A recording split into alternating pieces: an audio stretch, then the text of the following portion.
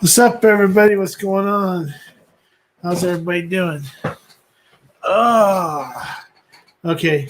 I didn't realize how much dirtbag was going to be on the screen by putting this up there. That's funny. All right. So, how's everybody doing? I'm glad to see everybody here. Let's see what we got going on here. No, okay, there we go. That will work. And then let's go ahead and throw that up there in the corner. There we go. That's better. Hey guys, how you doing? Let's go see. So Whiskey Samurai, you were here first. Yes, of course, you were all right. And then JD Berber Approach. Hey, what's going on? James Morgan, Kilko, Brian, how you doing? So Brian, I heard you mention Kilko Swaggins. I'm working on it. I'm hoping to get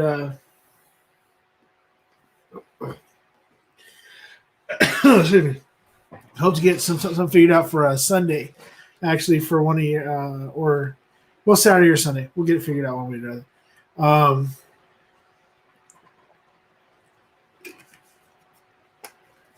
But I do have a couple ideas. I do think that maybe a Saturday come, let's say, not this week, but maybe next week. I'm thinking about everybody keeps on talking about it, but nobody wants to step up and do it. I think might be it might be a couple hours of karaoke to some songs that people normally wouldn't sing in karaoke. Well, they might only sing in karaoke.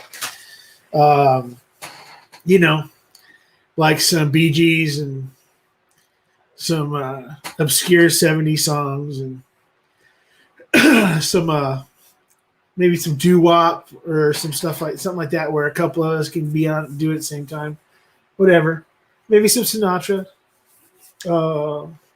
Some Rat Pack stuff, a little "When the Moon Hits Your Eye Like a Big Pizza Pie." That's amore. Something like that. But we'll figure it out. And I think it's what we'll have a Kilko Swaggins before that. We'll have a Kilko Swaggins too, where we just talk about. We'll figure out something to talk about, and whiskey will be the biggest part of it. So let's see. 5 people in. I'm hoping that Mr. Whiskey Shits Net will be around. I'm sure Stahl will show up eventually. Let's see. I'm sorry, guys. But so everything's going. I'll leave it at that. Still been a long day and everything else. Still a lot of stuff going on, and I don't know why I'm yawning. I really don't, because I've been getting sleep. I finally got a schedule. Hey, what's going on? What's going on, Adam? Yeah. Speaking of, I'm gonna wait till Stahl and that gets on here, because we have a little. I got a little, how you saying, a little razzing, a little teasing, a little, what's the word I'm looking for? A little fucking with, excuse my language, Mr. Whiskey Shits about something that was brought up a few days ago when he called out Bourbon for taking so long to ship stuff. And there was a statement made, and we all kind of made a little joke about it, about how Adam packs things and how it's amazing that they even get to you in one piece. Well, let's just say I got my another bottle of 12 years. As a matter of fact, I just posted, if you look at my Instagram, I just posted that I killed it. That's one dead 12-year. Luckily, somebody hand delivered one to me yesterday. The day before, technically. Yeah, shit talking. There you go. That's the word I'm looking for. But this is the first. Let's put it this way. This is the first bottle that I've been hand delivered that the box is shaped like a football. And it didn't start shaped. It didn't start shaped like a football. It ended up being taped up, shaped like a football. So, Mike can always go back and look at it. I can't help it. I'm looking at it right now. So,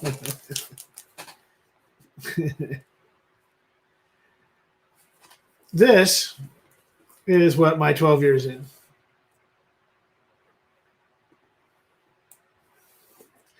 I guess Amazon didn't make a box that was just a tiny bit bigger that Adam had lying around the house. You know, like maybe the box that I sent the 2 bottles of light whiskey to him in. Oh, no, wait a second. I'm sorry. Yeah, I know. They charge by the size of the box, too, depending on where you sent it from. But I've already opened this. I just retaped it just so you guys could see it. But I didn't take the bottle out of the bubble wrap. But this is okay. So now what's inside here I have not touched. I just know what it was when I first opened it. I said, oh, wait, I got to show this. I took some pictures of it. So I got to show this on a live stream on Saturday. So, I mean, on Wednesday. So I retaped it back up, but I never took anything out of the bubble wrap. So get that open.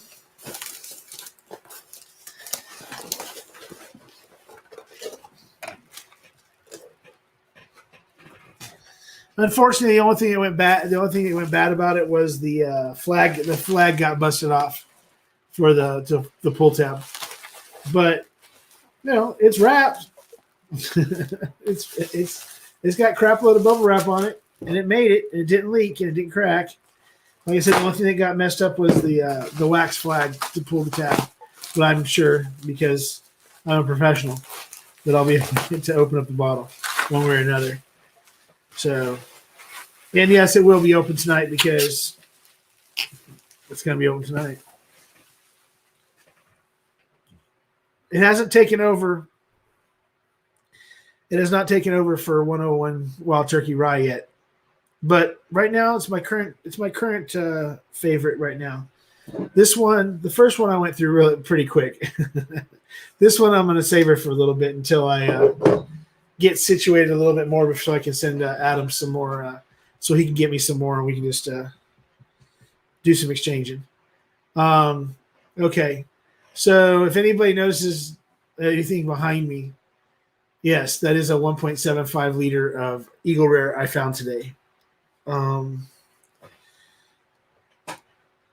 It's blurry. I'm sure that if I duck out of the way one way or the other, there we go. And cover up my face. There you go. It'll be a little clearer. But yeah. So I picked up that fine bottle today. And if anybody can guess how much it cost me, maybe. No, I'm not. I still got to send everybody else out. I can't promise sending anything else. But take a wild guess how much that thing cost me. It's the big boy, the 175. Because if I say it, I know exactly what's going to happen. I'm going to get, oh well, if you can grab me one, and I know who it is, I can already tell you the 2 people are going to ask me that too. Or going to say it. One's going to be Adam, and the other one's going to be Samurai, because Samurai likes Eagle Rare. It's not a store pick. They're not hard to come by store pick wise, but this is the first 175 I've seen in a long time, so I just grabbed it because it was a decent price. All right, so guesses. $49.99. Wow, I wish. But right now you're the closest. JD. Shit's 47. No, it was so let's put it this way. A regular 750 is $29.99 at Bevmo. Okay. Which is actually the cheapest that I found it out here in a while. I got that bottle for $55 plus tax. So yeah, it came out to $60.23 for that big bad boy. Yeah. See, usually a store. So out here, like a store pick, a bottle store pick is usually about 35 to 40, and then come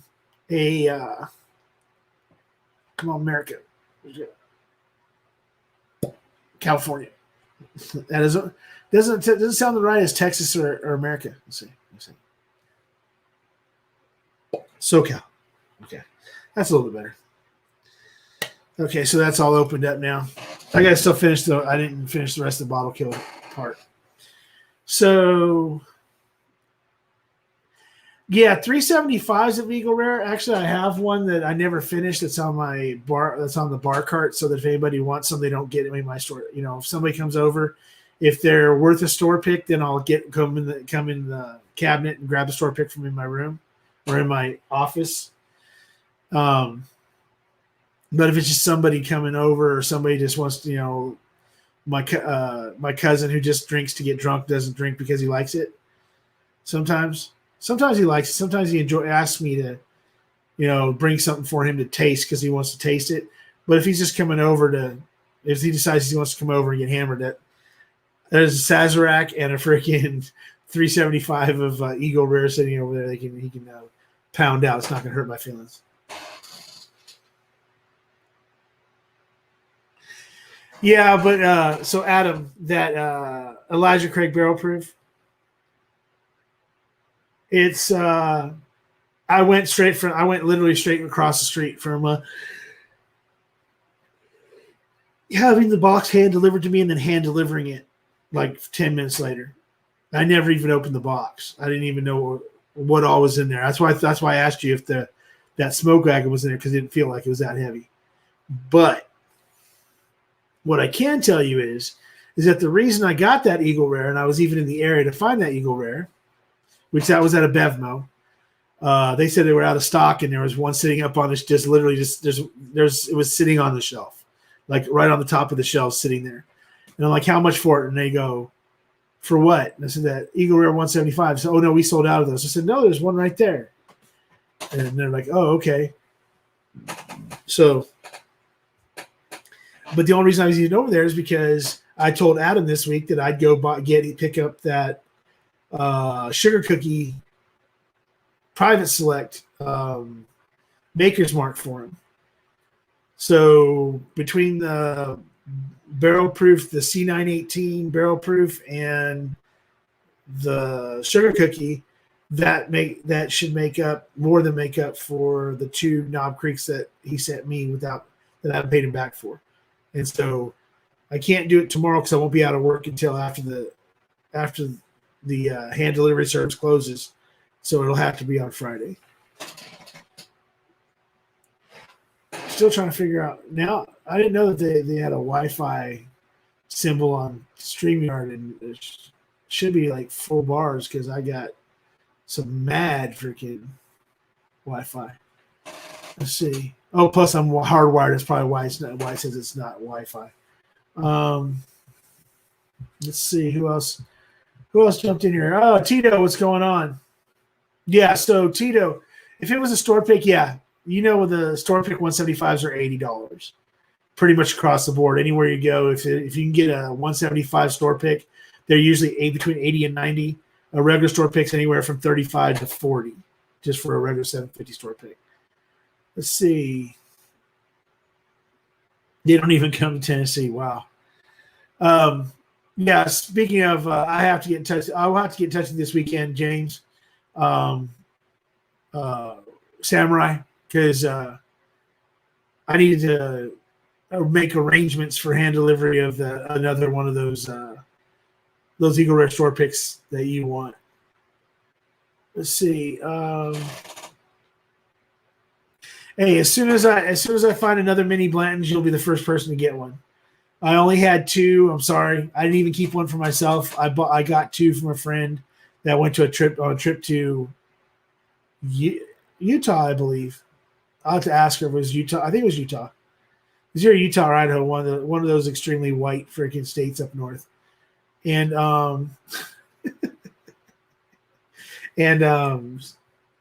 so I only got two of them, and I gave one to Kilco, and then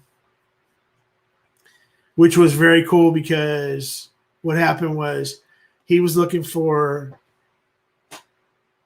a specific whiskey to celebrate somebody that had passed away, and I sent him that Blanton's and the mini, and it kind of made up for the fact that he didn't have the other. I believe that's what it was, if I'm not mistaken, Kyoko. If I'm wrong, please correct me. But yeah, I sent Kyoko one and I sent Shayla one because she's in Mexico and she can't get, I sent a bunch of stuff to her. You guys saw. I sent it to her when she did her live a couple weeks ago. Let's see. Live Wire Whiskey, Mike Stahl, what's going on? Let's see. Michelle Lynn, hey, how you doing? Let's see. So Michelle, tell Mr. Sexy Name that with that, I need to find out from you guys if you're going to be using a PC tower, a PC laptop, or an Apple product before I can try to get you the information you wanted about the setup and stuff with the M50 camera. So just you know how to get in touch with me. I'm a DM me on Instagram, or you can go to my email. It's in the about section on my channel tab. Let's see. Okay, so it's a PC laptop. If you're going to use a PC laptop, then we can get it completely hooked up really, really quick. It's going to cost you less than $50 or $60. About 50, as long as if you already got the camera. Short of a microphone, it's going to cost you about $30-$40. With a microphone, just depends on how good a microphone you want to go start with. If you want the same one I have, the one I have is $99. But there's a couple other ones I can recommend to you that are a little bit cheaper. Or you can just get a nice snowball. We'll figure it all out. But it's not going to be as expensive as if it was with the Apple product.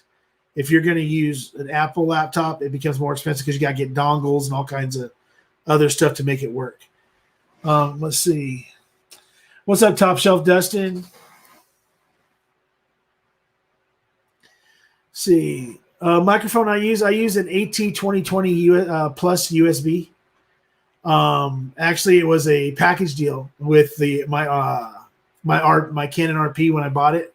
Oh no, I'm sorry. This one was a package deal with my Tamron my Sigma 70-200 sports lens that I got. I got like a $1,300 sports lens for like $600, and it only had like less than 100 freaking snap pictures taken with it. The guy just didn't use it. He was a movie guy, a film guy, and he just was too big and hefty for the camera he was using. So he wanted to get rid of it, and he threw in the microphone for like $25 more. But it's just a USB AT Audio-Technica 2020 USB plus. Let's see. Oh, what's up, Chris? Unipoke. I believe if I messed up and it's not Chris, I'm going to be really upset, but I think it's Chris. John Trombetta, what's going on? Floydian, also known as Jim Morris. I'm going to still call you Floydian. I don't give a shit. What's going on? Let's see. Terrence Scott. Hey, haven't seen you in a while, guy. How you doing? Let's see. Did I miss it? If I missed you, please speak up. Stall. Let's say Live Wire Whiskey is Stall, so yeah, he'll be all right. Let's see. Oh, Scotch Down Under. Hey, how's it going, Ken? $149 on Amazon for the jet. For what? For the AT2020 USB plus. Let's say because it was just like $100 at Best Buy, not like a month ago. I'll figure all that out with you, Michelle. There's a couple other mics that you can get that will run you less than $100. That'll work just as well. I just happen to luck into this one. Let's see. All right, so let me bring in my co-host or my cohort or whatever you want to call him, Mr. Whiskey Shits. What's up, sir? What's up, buddy? How you doing? Fantastic. How you doing, man?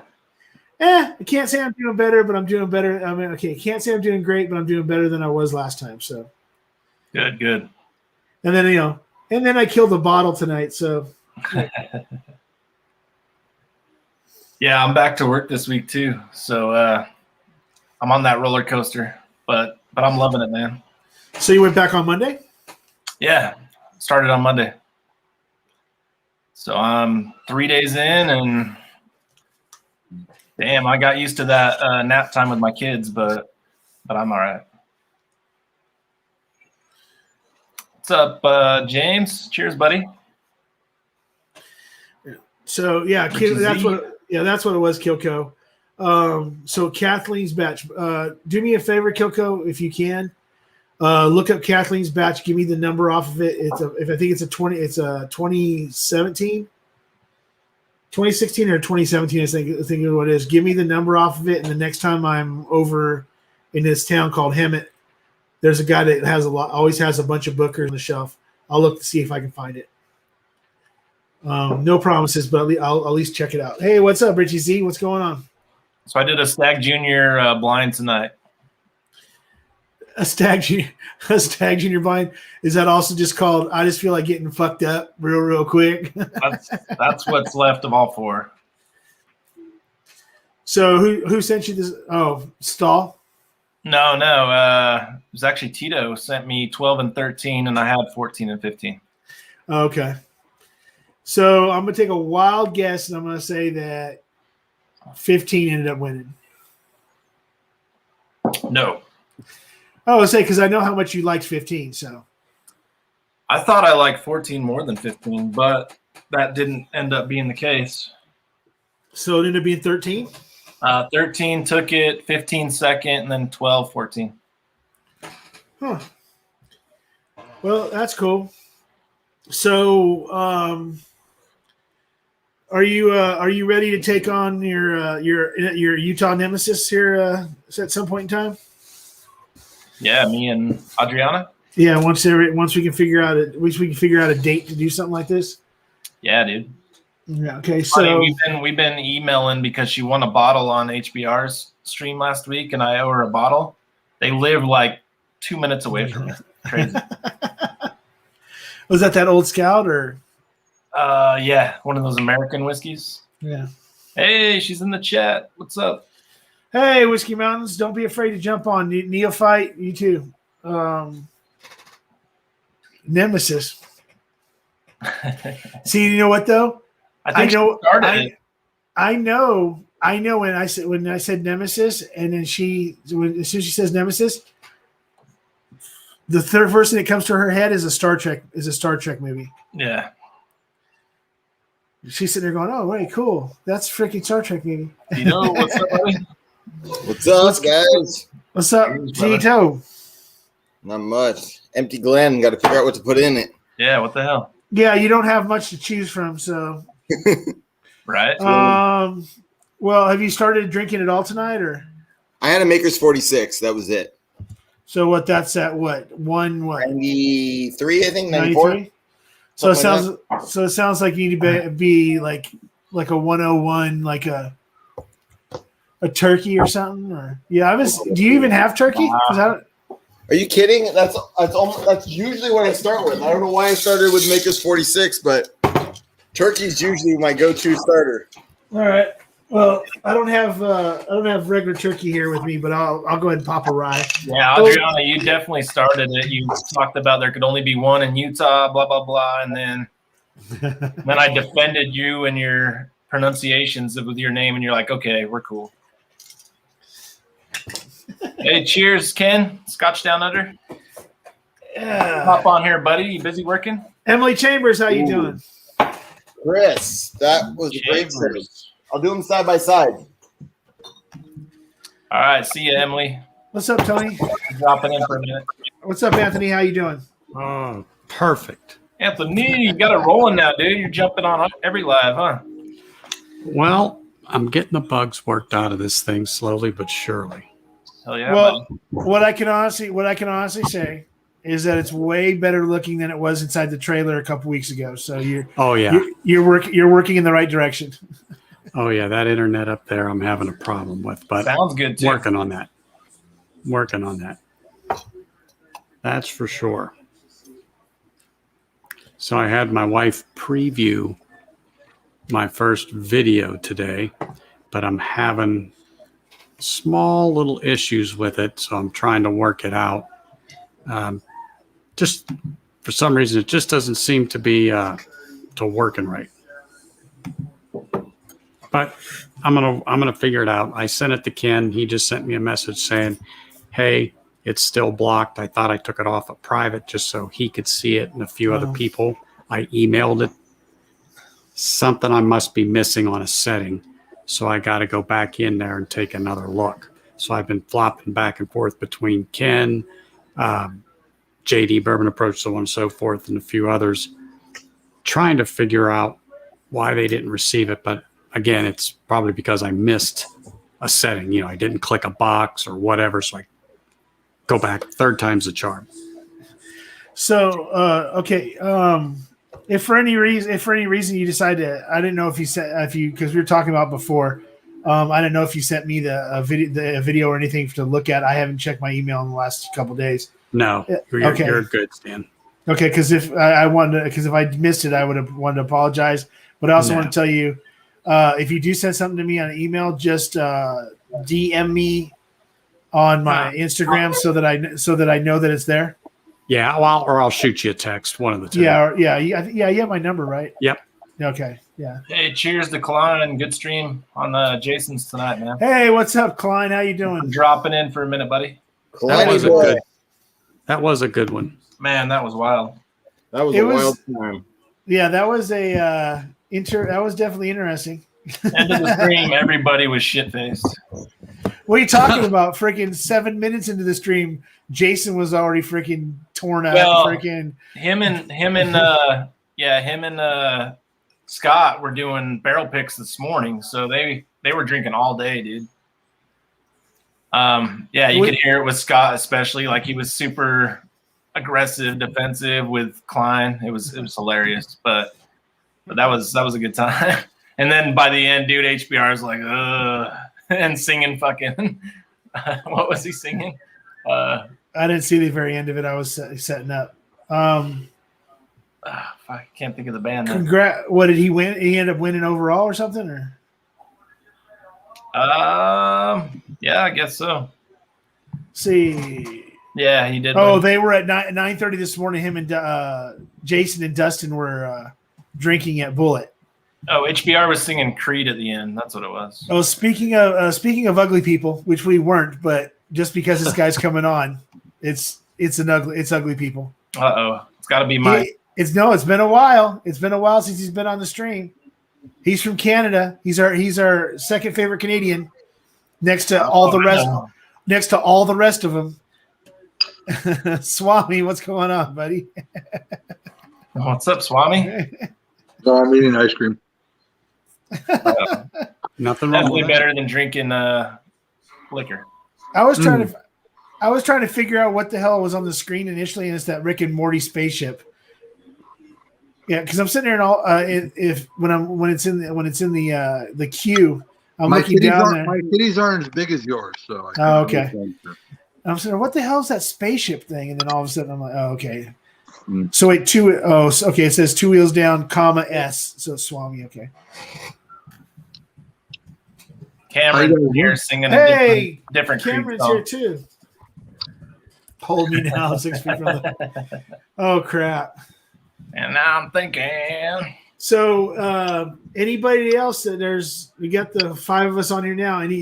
There's some more spots open. So, if there's anybody else that wants to click the old link up at the top, come on for a little bit. I can go later tonight than normal. So I'm gonna go all the way. I know you're blasted, but I think tonight I'm gonna go till like 10:30 because I don't have to be. I see the Ginger Dustin's in the building. I see Scotch Down Under Ken's in the building. Yep. Yo, Dustin, yeah. Hop in, top shelf. I see Rich and Z's in the building. And I don't give a fuck about the rest. Who cares? That's about it. Hey, does anybody here have a spring bank? Because if anybody's here got a spring bank, just show it on the screen and then say Dustin, Dustin, Dustin 3 times, and he pops up. The best way to get Dustin into a stream is just tell him you get a free Lacoste T-shirt for being a fucking douchebag. No, Dustin's got like a huge collection of spring banks. So let's see. Yeah, Cameron, you should jump. You should jump on if you're not too hammered. If you're not too googly eyed. Nah, we don't want. Jim Morris says the Mashbill shush. We don't want Dustin going on a rant. You ever talk to Dustin when he's wasted? It's the funniest thing in the world. Like he's literally that drunk guy that talks like it's slurred speech and the whole nine. It's like total stereotypical drunk guy at a bar. Like, you know what? Well, I mean, I gotta tell you something. That's me too when I get drunk. Oh my god. Yeah, that's okay. That's him for about 15 minutes, and then after 15 minutes of slurring, you see the top. And you start seeing the top of my head. You see the top of his head. You hear keys. You hear keys on his laptop, freaking as his head's bouncing on the keyboard. JD, no, I haven't gone back to it. As a matter of fact, I will here in a second. Let me finish this up, and I'll open it back up. It's been kind of crazy and busy. So I hadn't gone back to that barrel yet. Hey, did you pull out that 2021 bourbon barrel bourbon? Oh yeah, I did that freaking like the next day. Well, no, I'm sorry. It was a few days later, and I tasted them all. Did the same thing you did. I waited for a few days, and then I went ahead and tried them all again with a fresh palate. And I still ended up liking the bourbon. Nice. But hey, to each his own. Yeah, I was gonna get a Stellum today, but I hadn't really heard a whole lot other than from Clifton review wise of the Stellums, and they only had the rye, and I kind of wanted to get both of them at the same time, the bourbon and the rye. So, but they didn't have both of them, so I was like, I'll wait. So Stanley, what would you pick as your video of the week of Whiskey Tube this week? Well, this week I haven't watched I haven't actually been able to, with work and stuff, I haven't really watched a whole lot, but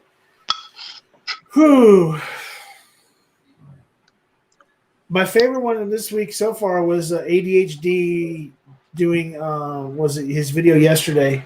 Oh no, I'm sorry. My favorite one I watched this week, I don't think it was done this week though, was Adriana's Five Ryes, Whiskey Mountains. Okay, so Adriana, is she a new one? Yeah, she's been around for what? She's got about 7 or 8 videos. She's been around for a little bit over like a month and a half, 2 months now. But she's in the chat, Whiskey Mountains. She lives in Utah, basically down the street from freaking Adam, Mr. Whiskey Shits. And, yeah, that Five Ryes was pretty funny that she did. And she goes out and does whiskey reviews. She takes a Glencairn in the bottle out on the trails in the mountains and stuff around Salt Lake City, and goes hiking and stuff, and then does reviews while she's hiking, and then and stuff like that. And she pops on live. Hiking with the whiskey change the whiskey. You know what? According to a lot of people, if you go outside and drink whiskey, outdoors, it tastes totally different. Yeah, it really oxygenates in the oxygen, right? Is that what it? Elevation. Tito, you're muted. Well, there we go. That's why that mic wasn't working. Yeah, we didn't hear shit. I saw your mouth moving. Okay, so what mic are you using, Tito? This is, I don't even know what this thing is. It's a Stage Right, so it's through Monoprice. It's their cardioid, and then it's through one of these little boards that they have. Oh, okay. So it's not a dynamic microphone. It's not a dynamic. Okay. All right. Just want to make sure, because if it was dynamic, you need to be talking directly across it or directly at it. I thought I had to talk directly at it. The cardioid or whatever. No, usually the dynamics are the ones like the singing ones where you have to sing into the mic. Here, Or let when me you're turn that talking thing into the back mic, on that's again. done. In the directional or whatever. Let me see if it works.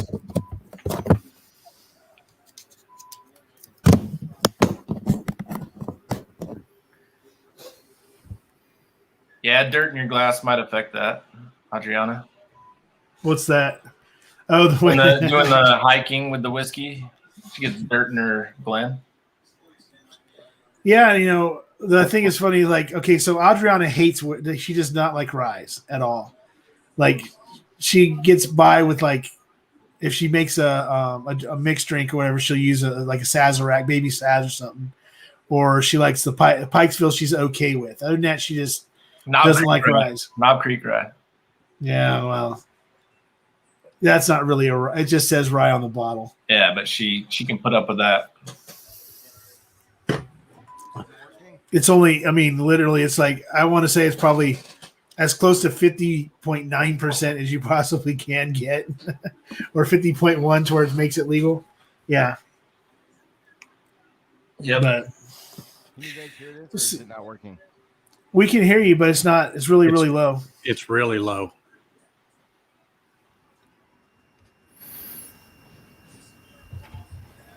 How about now? Is that any better? Yep. Yeah, now you just have a wine. Okay, it went away for a second there. You had a whine, like a little like high whine pitch to it, but it disappeared as soon as. Because I'll kill it if it's not working and go back to the. No, it's working right now. Okay. It's working good. Uh-oh. Ken's got a stick in his mouth. Oh yeah, something like that. Hold on. He's got something in his mouth that he's puffing on. Hey, Ken, what's up, buddy? Man, What's up? Doing a little I'm having lunch. outdoors, getting some vitamin D out there. Yeah. Vitamin D and vitamin N. Ken's got Okay. a $3 stogie pretending it's a Cuban. Hey, Ken, I knew you were going to break down sooner or later and like that thing. Oh, I had to. What is it? Tell them What- which one it is. Or tell us who sent it to you. No, I bought it. It's a Tabernacle. Okay. And that's a Gurkha, isn't it? Yep. Yep. Not that I know cigars, but Yeah. See, so I don't smoke cigars. I just decided to go ahead Me and start trying them. me either. I don't smoke them. Yeah. I don't smoke cigars either. I'm not attracted to putting phallic things in my mouth. At least not ones that don't have hair located really close to them. Right. It's But because no, you're not like- secure in your masculinity. Yeah. Yeah. But Shook. I'm married. I don't need to prove my masculinity to anybody. I don't want to give up. Yeah, his wife already took it away from him. Yeah. So Oh, Stanley's got the quick ones tonight. Ain't that the truth? Oh, So- crap. It's his new sponsor. I think they're writing his jokes now. yeah, I agree with you, Daniel. My fathers are great. yeah, I won Yeah. some stuff off of Junkies, and I got one of those the Junkies ones that Shook sent me, and then the collaboration. the Alec Bradley collaboration one with the black cat with I can't remember the damn cat's name. But Oh, then that's Alec got a- Bradley's are good. I got a Baccarat, a 1971 Baccarat. And then that was just I went to this cigar place and I was just asking questions. She's like, well, here, just take one of these. And then she gave me a little pack and a little humidifier thing and said, it's good for 30 days. Try it. And if you like it, come back and buy some. I'm like, okay, cool. So I got a free cigar from that. And then I joined the cigar club just for the hell of it. Yeah, I tried to do that, but I'm in Utah, so it doesn't work. That's right. You guys can't do shit there. You can't even buy a knife there, right? Like Not off without of a permit. I don't know. Not like an Amazon. Well, I know that there's some places. Somebody was telling me that they're not. Ben was saying that he can't go on Amazon and buy a Spyderco or anything like that from Amazon and have it sent to him because of the No. state laws. Yeah, I believe that. Oh, Where wow. he lives, yeah. New York. And it's So- almost as bad as the People's Republic of California. We can actually order knives. Yeah, Or but you can't Canada, get them maybe, shipped to huh, you, Tommy? right? You can't I you don't- can't own you Oh can't yeah, I own can a, get. you can't own a I've knife, ordered a but you knife can off get Amazon. yourself. You can't own a knife, but you guys can own an AR-15. By piece. I don't think by they can in pieces. California, I Swami. bought knives and had them shipped to me. Yeah, I can buy a knife and have it shipped to me. I buy knives from Amazon, and I buy knives from. I buy directly from Spyderco and from a couple other places too. Question Mike though, says, Utah actually I got a question though. Why are a bunch of men obviously over their 40s buying knives? Well, they look cool, man. because Check. they're awesome, man. They're I bought awesome. this one for pipe tobacco specifically for cutting plugs because it's a nice thin knife and it cuts it really well. I think you know what I think it is. I think that people on YouTube are addicted to hobbies, be it whiskey, knives, That is a very stamp true point. collecting, Lego, as Ken is. I think men over the age of 30 and that are married, unfortunately, or have long-term relationships, or maybe even just a single guys from Stanley's point of view, who's obviously as single as you get. Yeah. Could, Yes, I am. And guess Yeah. what? For I men. don't spend money on anybody but this guy. yeah, I think that's a fair point, Swami. yeah. I think all the time. I think people that are on YouTube are just addicted to hobbies in general. There's the guy that's addicted to motorcycles. All right, I only have two Hey, motorcycles though. Wait a so second. Wait a I second. sold both of mine recently. The very You- first, Getting Why? used anymore. the first person from Jason's stream just clicked in. What's up, Dickleback? Oh, Clifton, my favorite. Clifton's here. I love Cliffy. I'm glad I was someone's Clifton. favorite because I didn't do very well in that voting. Cheers, man. You know, You I were the love you, Cliffy. highlight, though, Clifton. But Clifton, you got to remember, you picked what you liked. So other Well, people. no, that's not necessarily true. I picked the Pappy 23 because I thought people were going to be like a fan favorite, like, oh, we all want to try it, but no one seemed to care. I was like, damn it, that was where I fucked up. That was the one that Jason put last in that blind recently. I just thought, I don't know. I asked on my Discord server, I was like, hey, what would y'all put this in? And everyone said they would put that one first just to try it, just to say they've tried it. And I feel the same way. I've never tried it, but would I Right. try it? Hell yes. I was wondering if you guys were picking based on what you really liked that you've had. Because some of those, that you had? Fuck no, I didn't have any of that shit. No, no. yeah, Popularity Well, no. contest. And I'm What's up? also, Can are we I- allowed to swear here, question. Stanley? I'm sorry. Can I ask a question? What's a live wire whiskey? It's pretty much the second best channel on the YouTubes behind the Mashbill. I had never heard of Have it. you never been there? You're the only one on this I've- live that has never been in there. I've been around longer than all of you, and I've never heard of live wire whiskey. That's all I know. I've heard of them. I know they're new. I think It's We on have all over walls. 100 subscribers. you've been I'll out of have the you loop, know. Swami. I don't know anything about them. They've been going for like 3 weeks, 4 weeks, somewhere Oh, around okay. there. It's at it's Don't worry, Mr. Mike. He'll jump on it when you guys. Is it another one of like you bourbon people that are best buddies? So you're just gonna like make them hit 10,000 subs in a week, even though they know shit about whiskey? No, it's shits All and right. stall. It's Oh, Mr. You're Whiskey. welcome to come and teach everybody. You know what, Oh, Swami? in I a wish minute, I in a had minute, one. I can teach all of you like really. No, easily. Swami, I We're wish totally I had one into like that. watching You guys know about as Yeah. much whiskey as my taint. Just being honest, like really. You're right. Hey, I don't know shit about it. I admit it. But no, Well, I mean, it's hey, Adam. I'm new too, but like I wish I was like Except except for I will give Clifton one credit. ounce though. a month. I love Clifton. Clifton's a good dude. So, Yeah. no, Well, I I'm mean, good. I'm new Oh, hey, too, Daniel, but like how's I it going, also man? didn't like blow up. I still get like average. You're amount of good though, views. but you're naturally growing, and that's a good thing. You want to grow naturally, so that you Yeah, actually no, have real absolutely. fans. Yeah, and that's the thing. Yeah. I would appreciate a boost every now and then, but like I want to be able to say like, hey, I built Yeah. this and people like me. So I hope That's y'all like awesome. me. Ken's got the same thing going, and I love that about him too. I love the channels that are naturally growing. I don't. Yeah. I just am such a small channel with 2.86 thousand subscribers. Wait, me? Yeah, you.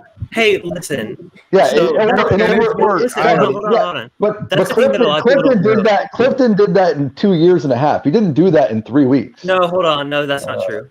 What happened was I was on YouTube back in 2007, And I had a YouTube channel that was really successful. I had about almost 20,000 subscribers in 2007, 2008. That's awesome.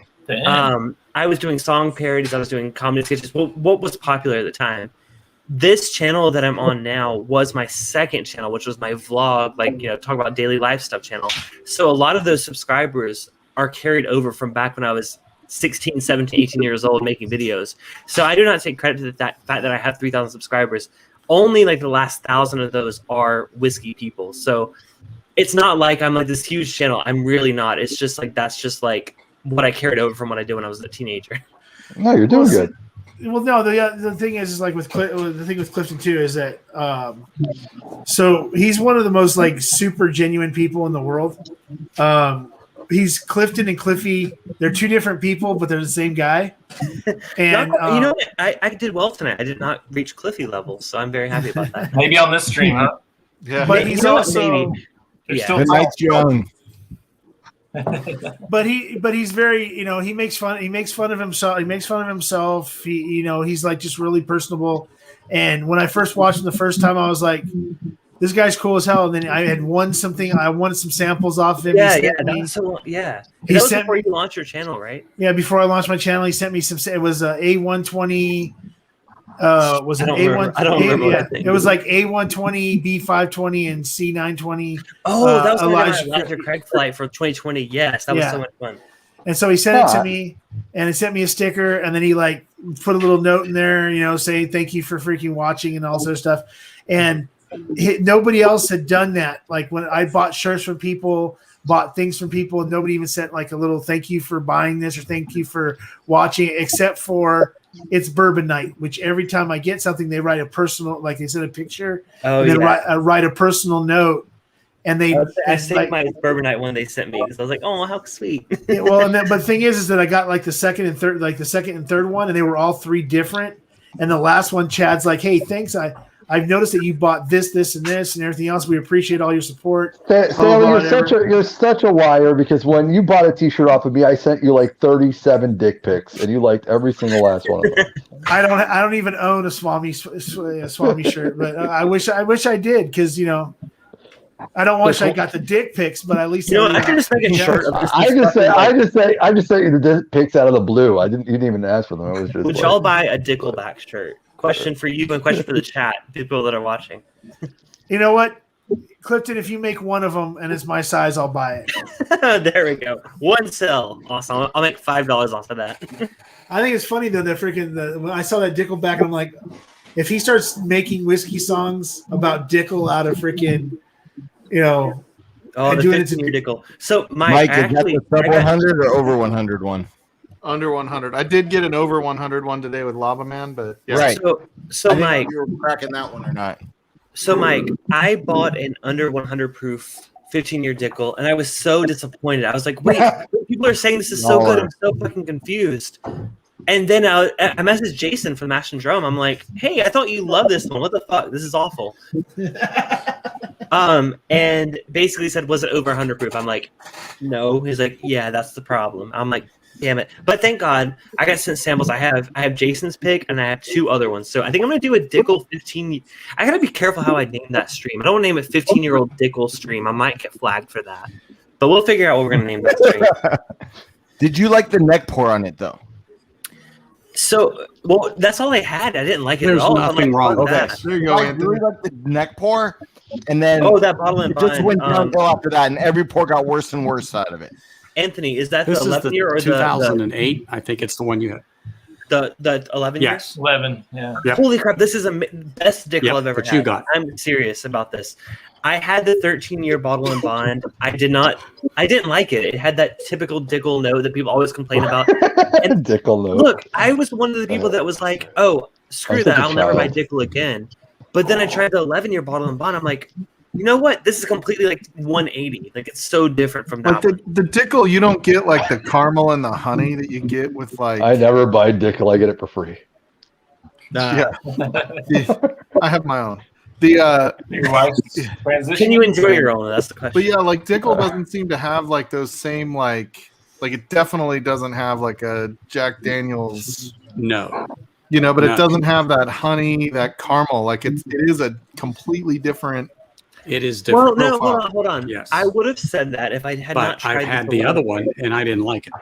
Yes. No, if I had not had this one, I would have said Dickel is a completely different note. You like what you like. This one, if you blinded me with this one, I'm going to be honest. I honestly would not know which one this is. And also, I recently had a Dickel pick that I could have sworn was Knob Creek. And y'all know I love the Knob Creek. But I could not tell the difference just blindly. What was the Dickel and what was the Knob? Did you find that? Over.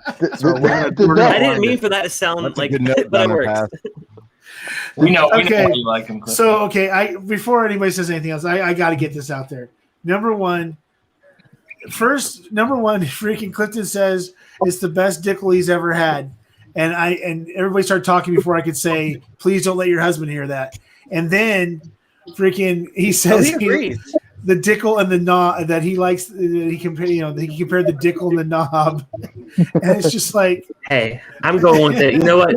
Stanley, get your mind out of the gutter, dude. Jeez. Tonight got real. Clifton's the one You that just- brought. You Clifton's just the one need that brought you it just up. need to add the chicken cock to the conversation, and we're all good, man. Chicken cock and fighting cock. Fighting cock, yeah. Ken, are you allowed to sit under trees in Australia? Aren't there like giant fucking poisonous spiders over your head right now?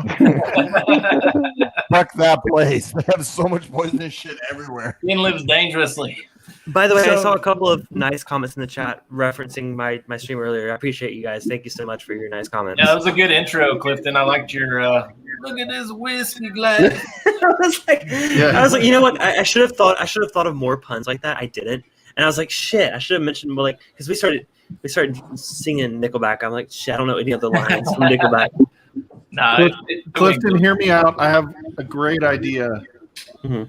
Is we need to do a stream with you juggling. We got to figure it out. Like, what the fuck do you expect me to do? Hey, If we can juggling make is it only handle one one more ball at object once, in hand. One More more video time. tricks, So, man. 2 objects 3 times in one hand is juggling. You guys. Okay, I mean, real I'll quick. take three at once. I'm down for it, but like, there's only so much my hand can do. I I'm was sorry. meaning in a clean way, but I mean, everybody goes. I'm there. sorry. I've been streaming we're on hour 3 now, so we're good. Hey, dude, don't worry about it. Believe me. You just see Ken just looked so zen there for like 3 seconds. If you just like turned his head and he was all like, I By the don't way, even I don't hear know anybody some of fucking you. talking. I don't think I know you, Ken. I don't. Okay, so Ken is Scotch Down Under. Marathon He's man. Oh, okay. I know he's his. awesome. I know the channel name. I don't know people's real names. So Yeah, if Nice you're to ever around at 4:30, 5 o'clock in the morning on the West Coast, you can always watch Scotch Down Under doing Oh, a- absolutely. No, a you can watch 10-hour You stream. can watch him 4 a.m., 7 a.m., 10 a.m. We just go on. Yeah, he His goes. stream is in double-digit hours. It's not a Scotch Down Under stream. He's a marathon streamer. And he actually has another channel another thing that he does with Adriana Kilco, Two Green other screen things is he like does, my green screen is showing. and a bunch of other people. He does Legos. Legos. Oh, and okay. he does a these Star space Legos. They're fucking cool as shit. Star Trek stream where everybody has their positions on the ship. Oh, Adriana was on that once. I Yeah. saw that. Yeah. so Yes, that's Simon Ken's thing. Novecchia on that passes out and has to change his shirt between. Yeah. Oh my god. Del Vecchio. Oh my god. Okay, really quick here. Let me go ahead and Chris Luddig, Big League Bourbon. Thanks for coming on. Ruben, Bourbon Beginnings, Donner Pass Whiskey. Let's see, Mike Meyer. Thanks for coming around. Let's see, I think that pretty much. I don't think I missed anybody else. Yeah, But yeah, everybody. Cheers. but yeah, Cheers. Big League. There's still space here if you want to jump on. Hop in, Chris. So yeah, so and you see Bourbon Neophyte, which is right above you. It's Anthony. He doesn't have it. He's working on a channel right now. And then see. Hey, what is a neophyte? There you go. Explain I your think name. I think neophyte is someone that eats poop. Is what it pretty much. Movie. And Anthony, in your nicest radio voice, go ahead and explain what neophyte is. Neophyte is Greek for beginner. Oh, well, I know Neo means. And so when I always was heard in a them call it as, like, fraternity, when I was in Yeah, I've always heard of Neo as like young, so that makes sense. Conjugate. It's not conjugations, is it? Fuck, whatever they are called. So when I was in a fraternity, you were a neophyte until you became a brother. So after is that after they've like flogged you like for a week or? Yeah. Oh, it was longer than a week. What are you talking about? Damn. And then I think Clifton. I think you know Tito, right? Tito Dirk. Slightly. I don't know him personally, but like, great to meet you. He's a local to you. Wait, Yeah. where are you based? I'm in Orange County. Oh, damn. I'm down there. My friend Brandon lives down there. I'm in Los Angeles, so but I'm Okay. down there very often. So cool. Yeah, his one of his main stores is El Cerrito. Okay, I have not been there, but You know, I'm telling you, Clifton, you need to go to El Cerrito. There's a lot of good stuff there. There's a lot of store picks. But yeah, Tito, then he also Mr. K's. See what else? Clifton loves K&L. Okay. well, I live 15 minutes from there. That's Right. Can I complain? But there's no Mr. reason to K's not down love the them. They street. have a lot of freaking picks, and they get a lot of really good stuff before a lot of other people do. So, And I don't have to pay shipping because I can just drive down there and pick it up. Nice. and then everybody knows who Swami is. And then it's Mike Stahl, Mr. Whiskey Shits. I'm sure that. Well, I know you know Mr. Whiskey Shits. He's probably in your chat every once I in a mean, while. I see him all the time, and he's been on my things before, so I think we're cool. I think, Yeah, we were in the Discord once. yeah. The Oh, chat. you were there that night that I got super freaking We drunk. lost the Eagle Rare Corp. Dude, that night was crazy because I think I did 2 streams that night, and I was like, I'm just gonna join the hangout because why not? Everyone else is doing it, and I did. I'm like, this is the biggest mistake of my life. Like, I was so drunk, but it was fun. I had a lot of fun, and I apologize for whatever I said if I said anything You're bad. good. You're good. Nothing to believe me. I know these guys. Ken has a Nothing to big apologize stogie. for. I got a question for all you whiskey channels.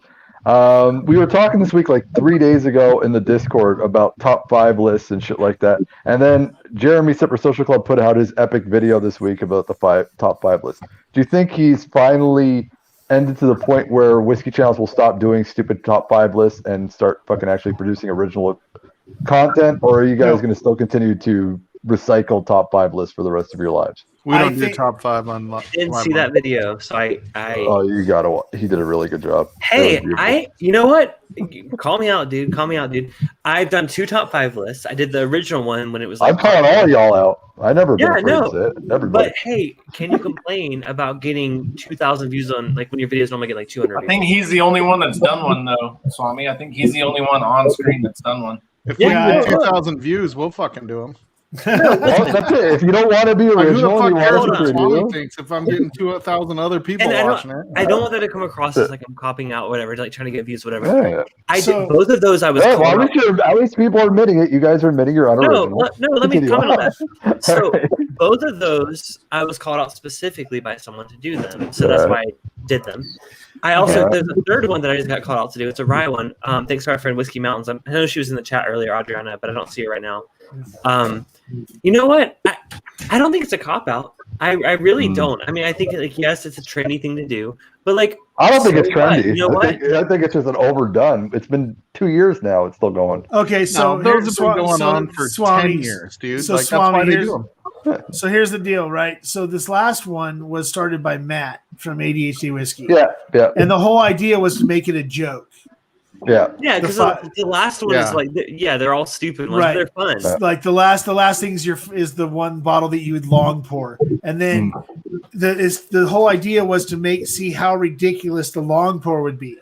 Well, unfortunately, it didn't go very many weeks before shelf turds started throwing bottles at glasses off the top of the roof If only as we their could all long come up pour, with lists as their like long Shelter. pour, and he mangled many glasses and many freaking bottles doing long pours, and it was kind of hard for somebody to come up with a better way of doing the videos. Well, So I'll also just say like I don't think there's anything wrong with something being like a trendy thing to do because like look at things like TikTok, like what the things that I don't watch TikTok. I'm too old. I'm not a 15-year-old girl, so I watched TikTok. I watched TikTok when it was called Vine, and it was crap back then. I'm not. It was not called Vine; it was a separate app, but gotcha.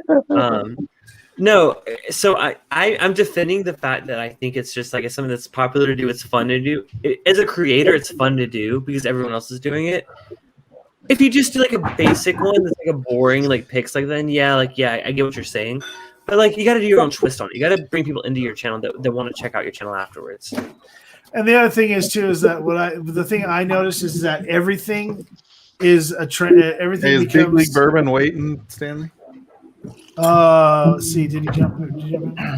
Yeah, there he is. I think if you have enough followers too, like those followers are specifically interested in what you like, like exactly. And it's not like most people are watching all of them. And you know what? I understand the criticism. Trust me, I'm like in between you guys. Like I'm the small channel like you guys do, but I'm also like somehow fitting in with these people. I don't know why. I think like you guys, they look at my subscriber count. Oh, he's popular. You're awesome. That's why you make creative content. Yeah. So I'm in between though, because like I like know a lot of your channels. I watch a lot of the smaller channels, but I also somehow got in with the bigger channels, not the big ones, but somewhat, So it's like I'm kind of in like a weird in between. So like I understand both sides. That's my point that I'm trying to make. But your advantage. Okay, so Clifton, the truth is that your advantage is that everybody likes you because of the way how personable you are and everything else. Mm-hmm. But you also are doing the a lot of interviews with these distilleries, and your interviews aren't the same as everybody else's interviews. Because I make a goal of watching all the other channels that have interviewed them. I'm like, yeah, this is the same. Like some of them you got to repeat, of course, because like you got to talk about like who are you, what do you do? But I watch a lot of them. I'm like, okay, what are the hard hitting questions? Like I ask my patron, I ask on my Discord server. I'm like, hey, what do you want me to ask this distillery? Like just go for it. Because you know what my guys is, I will say one of my even if it's like a very controversial question, I'll be like, one of my patrons wants to know. Damn, controversial question. So I'm not going to be the responsible for that. So if they just, shut it down, I'm like, well, that was a patron. That wasn't me, I like more Clifton. The reason why I like you is because you did that video with the animation game and you had like the restaurant, what was it? The KFC restaurant. Don't even get that fucking. That's why I like you. I could give a fuck about your whiskey videos and all the rest of you guys do with that shit. But that shit was fucking awesome. Having fun with it. My goal with this channel, even though, like I said, I took over an old second channel myself, is I want to have fun with it. There are channels out there that are doing like amazing whiskey content. They're making so much like creative B-roll, like with their shots of their bottles, and like the production value is like up there. I commend them on that. That's not what I want to do. I want to have fun. I want to interact with you guys. I want to like talk to you guys. Have fun. Real quick. Bourbon Baller says, swinging in to say cheers and thanks for doing what you do for the community. I appreciate you, Bourbon Baller. There's a lot of people in here that do a lot for the community. A lot of these guys have actually kept me in a good enough place to stay in the community, so and keep me going. So I appreciate everybody on the screen, and I appreciate everybody in the chat. Thank you for stopping by real quick. I appreciate you. And then just real quick, if there's anybody, Richie Z, if you can go ahead and pop up Michelle Lynn's Women of Whiskey's link, and go ahead and start running through the channels, and let's get some other people, get some links up there so people can subscribe to the channels that are on the screen right now and in the chat watching. I appreciate it. See, I don't know who else is here besides Shit, Stall, and Richie Z and Big League that are mods. I'm not a mod. What? You're not a mod, Stall? No, I don't blame you. Because I would have timed out Jim Morris earlier because. Are you on your regular account? Oh no, I'm on Livewire. He's on Livewire. Well, now Livewire is a moderator. But I want to see you try to time out Jim Morris because I just made Jim Morris because I made him a moderator too. That you guys fight back and forth. So like I said, Swami, even though Swami's dropped out of the whiskey scene, he still pops up here and there. Swami, you're the Alice, by the way. Pardon? I'm just a piece of shit that comes by and like. But I just come by when things are too calm. I just gotta come in when things are too calm and fuck shit up. That's how I feel. So. Yeah, we know. But that. he's coming out. He checks up on me. He makes sure I'm all right. I love Stanley. Stanley knows I love him. I love Ken. Hold on, Ken, Whiskey Samurai says, "What should I Ken's a pour?" good dude. 1 through 55. Whiskey Samurai, 32. Go for 32. I'm not gonna be a dick to good people. Good people are good people. I just like to come in here and I like to, it just the top 5 list stuff has been going on for so long. I can't watch it anymore. Maybe I'm just a very discerning. Maybe I'm just a very discerning viewer, and I've got too much intelligence Swami, I to get fall your for point. shit anymore. You know what I mean? Point, but the newest list that's going around, the ADHD whiskey list is a parody of the first one. And everyone has to admit that Jeremy did a fucking hilarious job. If you guys go watch the video, it was where did the rye one come from though? The rye one just popped up out of nowhere. Now everybody's doing rye. The rye one I randomly got tagged for. What happened was Whiskey Central. She called out Jeremy to do it. So Jeremy said, "Fine, he'll do it," and he had a good time doing it. And the guy is he's fucking witty. Jeremy, I've known him for 4 years, and I don't think people understand his humor. Canadians, we have very dry fucking humor. And when Jeremy does humor, yeah, exactly. So when people I hear like that last video he did making fun of people. Canadians are the only people that apologize for making fun of you. Nah, it's more about your cholesterol level that we're worried about there. So we got to be very nice about it. Yeah, okay. Well, I'll say I'm tagged for the rye one, and I'm planning to do a video on it. So sorry. Well, no, I think part of the 5 that we have is with like the community likes to see it, right? Like not everybody. That's the beauty of YouTube, is you could say, I'm not watching this fucking top 5 video. Right, like, or this 5 list video, right? But it is. You do get a lot of people that they want to see that content, and as a community, like you like to tag each other, and a lot of the bigger channels actually push publish some of the smaller channels, so that makes it nice as well when you have ADHD whiskey, Oh, don't. Tagging I got pretty giddy when he mentioned my name. I made a big deal out of it that he called me out because everybody says, well, he didn't slight you, but I'm telling you, when he said the Mashbill and went kind of laughed and said, yeah, okay, the Mashbill. That was, he's doing this to me on it's an ongoing thing between me and Matt. But either way, the rye thing was started by the junkies this time. They did it? Yeah, the new rye thing. Okay, yeah, because they got tired of the other one. Yeah, they got tired of everybody trying rehashing the original 5, so they switched it from bourbon to rye, and then I don't know who called Adriana, but she was called out as a joke because of how much she hates rye. Yeah, no. Why don't you guys do a fucking top 5 worst whiskeys?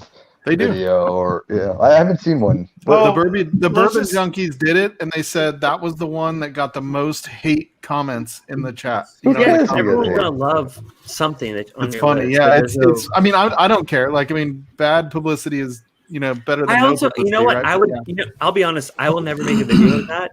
Because I'm one of those people that it's like, that sounds super PC. Like I'm not normally like one of those people. I don't want to offend anybody. That's what you're saying, huh, Cliff? No. So this, like I said, this sounds like really PC, but I don't think there are certain whiskeys that I think are the worst whiskeys. That's very aquavite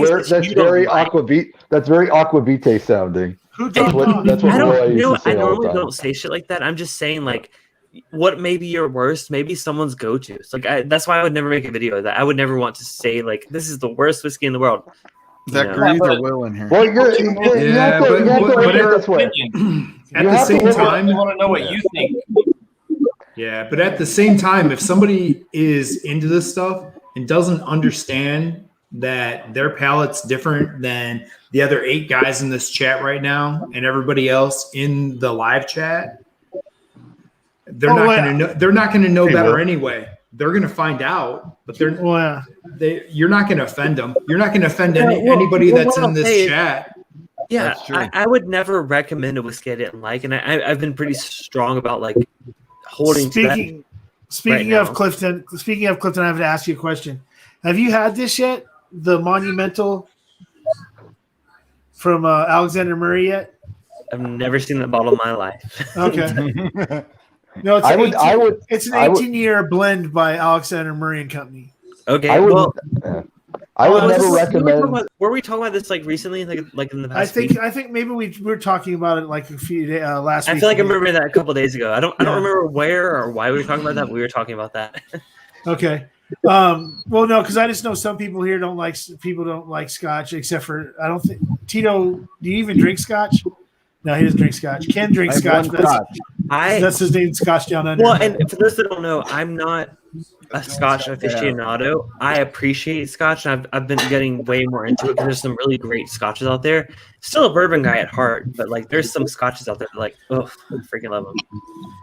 So it's Will. By the way, the podcast it's Will because Grease can't seem to figure out how to do super chats or how to actually work anything on his freaking phone through the podcast. That's like me and Mike. Mike does everything. I just show up. But just so you know, you're the just so pretty you know, face, Swami, man. just so you know, Swami, there's a few ideas between a few of us that are going around to do something that's completely different than what everybody else is doing because all the big channels are doing specific things the way they do them. We're working on something a little different with the rest of us. So it's a different style, like because you guys always talk like big channel to small channel. That's one thing I've noticed since leaving the whiskey community and going on to the motoblog community is there's no such thing as a big channel and small channel shit. Everyone talks to everyone. No one looks at a big channel as untouchable or untalkable. Fucking fuck with each other. We don't give a damn. Shade Surgeon's done my channel. He's 275,000 subs. We talk on a daily basis. I talk with Gears and Gadgets, other big channels. John Maxwell, who's I think nearing 5 billion subs, is friendly with everybody. I don't get this big channel, small channel bullshit. Like, hey, I'm calling you on your bullshit. There's not 5 billion subs. 5 million. 5 million. Go check him out, John Maxwell. 5 billion. I was like, Yeah, But no, not 5 billion. Yeah.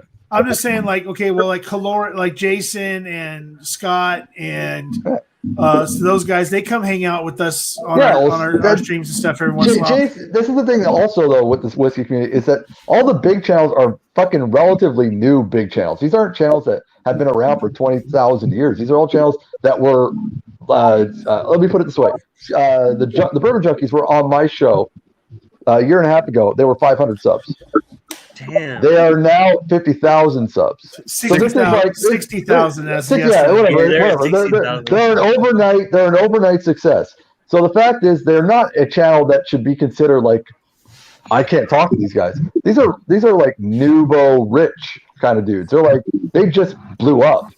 So they should not have this attitude of feeling superior to anybody yet because they were a small channel literally 5 minutes ago and they don't have it. I'm not saying they have that attitude. I'm just saying no one should have this like, oh, these guys are legends. They've been around for 2 minutes.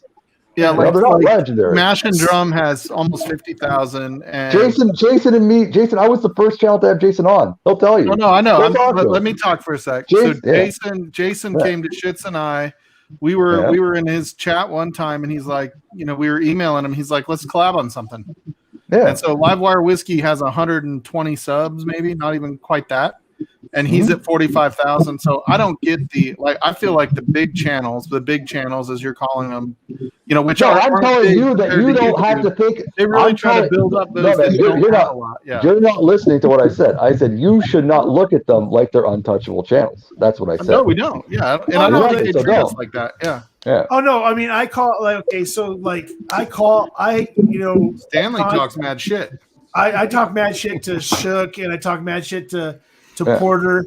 But then again, Matt, when I was going through my thing, Matt reached out to me. Shook reached out to me and said, "Hey, you doing all right?" Blah blah blah, and everything else. Klein, really, Jim?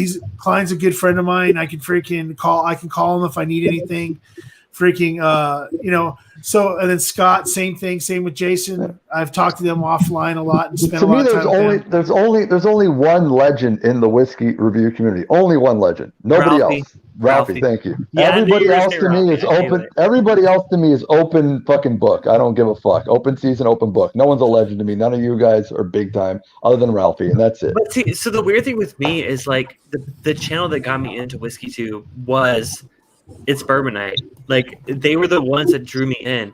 And now I'm going head to head with freaking Chad on Friday for Mash Madness on ADHD Whiskey's channel. I'm like, I'm competing with the person that got me into whiskey. This is weird, but I'm here for it. Hey, just think of it this way: as long as there's no bookers, you're probably gonna win. Oh, there's definitely gonna be some Jim Beam. There will be a Matt's not gonna fuck with us with some Jim Beam in there. Oh my god, I love bookers. Watch. What? Hey, Yours and Sarah's. all I can tell you is watch out for him to throw some crazy shit like beam bonded, or one of those beam wheat, like that red wheat, or the he's not rolled gonna, up. I don't think he's gonna pull the taster set. I don't think he's gonna pull that, but with the comment about the beam bonded, I could see him doing that shit. I could see that for sure. Hey, Will, you're freaking hilarious, dude. If I'm so untouchable, why haven't you had me on your show yet? Freaking podcast just put the Mashbill is pretty untouchable though. Yeah, okay. Hey, do we know who Will is Chad is facing in the shaking next in his round yet? boots. It's Will. Yeah. Hey, Will. Why don't you? I can get 10 total, right? Besides me, or nine other people besides myself. You can Yeah. get one else. Nine more. You can have 10 Got one If total. it's paid, yeah. Yeah, I pay for it. I jump so, off for He Will. has to, otherwise it would only be 6. Yeah. Oh, okay. Yeah, so Will, why don't you come on? Why don't you come on for a little bit? So but like Swami, I understand. I'm not trying to be an asshole. I'm just saying. Oh no. What I'm saying I is don't get the. Yeah, never mind. What we've like with Stalin shits on Livewire with me, with a couple of these other channels that have started kind of coming up. We've kind of gone with this let's just hang out type of situation. Not really worried about making a whole bunch of other videos or anything like that. We like to just do the hangouts and stuff like that. And the whole idea is that some of our channels are growing faster than others or whatever. It doesn't really matter. The whole idea is that as a group, we want to raise each other up and then make sure that I shout out, make sure that we get Clifton shouted out, make sure that we get Ken and Big League.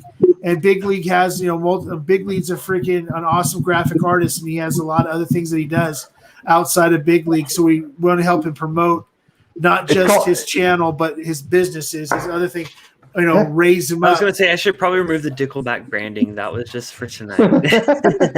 You know what? No, I think Dickleback should be behind you at all times, Clifton.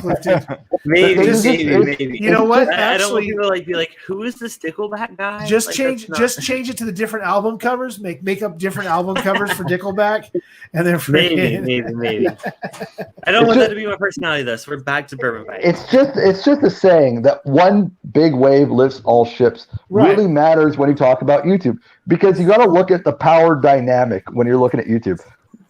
In certain communities, there's certain channels that don't want other fucking channels to grow because they want to remain the top dog. The problem with remaining the top dog, they don't realize on YouTube, it doesn't help you out. What helps you out is having a fucking community with power behind it, like a union. All right? Like you look at the whiskey community. You look at it now, before when we first started out back in the day, before you guys all showed up, and it was like only like 5 or 6 of us. We had zero power, zero influence, nothing. All right. Then all of a sudden it grew and got bigger and stronger. Now you guys got influence in the fucking industry. You don't just got reps coming on the channel fucking advertising. You actually got master distillers coming on, owners of fucking distilleries, and that's a fucking good thing. And you even got fucking barrels picks being done for channels and all the rest of them, and it's fucking great. Hey, that's my goal. My goal is to do a pick. I've never done a pick. I've never even been on a pick in my life. But that's the my thing goal. is, I want to do that. the goal should not just be that. The goal should be that you guys keep on raising everybody around you, and that you all raise up, because the more you raise up, the more power you're going to have. And even though, let's say, you feel like, well, if everyone gets big, then I'm not going to get any sponsorship, I'm not going to get any money. It's not true. the more of you in there, you're still a minute amount of actual whiskey drinkers that we're going to have a little more power in the industry and be able to push your ideas. It's the same thing that's going on right now in my motorcycle community, is that every fucking channel is trying to work together. We got Indian motorcycles helping out fucking people in there. You've got fucking a bunch of different sponsorships from Royal Enfield and the rest of the shit. And it's going to be the same way for the whiskey people. It'll be the same way for, I don't know, Ken and his Lego people, if he has a bunch of Lego channels that are working together. It's like a union. It's a unionized kind of deal that the more of you that have more power in there and more of a voice in it, it's better off for the community as a whole. You know, if you have less voices, then it's not good. It's going to be one channel dictates everybody. What you want to do is you want to get everybody in there. Right. And it's like, okay, so like what's really cool about the way this is all set up is that I know right now that the people that are on the screen with us, that like last week, I just, because of the week and because of just a bunch of stuff in my head, I just couldn't go on live. And so I made a phone call earlier in the day to Adam, Mr. Whiskey Shits, and said, hey, can you and Mike go on? He says, dude, if Mike can't go on, I'll go on, but Livewire will take care of it. Boom. They went on after Jason last time. I came on for a few minutes. Then they went on for 2 or 3 hours. And I'm sure that, and then Tito was on there. Big League's always on there. So everybody's ready to pick up if someone can't make it for some reason or something happens, as long as they, you know, call somebody and say, hey, or text somebody and say, hey, I can't go on. Can you try to get something going? Boom, we're gonna jump. Someone's gonna jump on in their place, but still remind people that, hey, this is their spot. We're just helping out this week. Blah blah blah, whatever. And then the first thing I did as soon as they said, yeah, I could do this, is I went ahead and made the thumbnail promoting that they were taking the show, that they were doing the show that night. And I've got some other ideas for some thumbnails I'm going to use against them at some point in time that involve 70s buddy cop movies, but you know, eventually I'm working on some more thumbnails for Shits and Stall. But then Clifton, you know, like say Clifton he goes up, you know, he's always apologizing to me on Saturdays because he goes on, because his stream's the same time as mine, or he goes over on Thursday into when I'm on Instagram or whatever. And it's nothing for him to apologize for, because the fact that he's had those spots before I even jumped in, and it's not like I lose a bunch of people because Clifton's on. Because and a lot of things that people don't realize, like how many channels go live at the same time. Like there's no way to avoid it, no matter what. Like you're always overlapping. Like I know I always overlap with.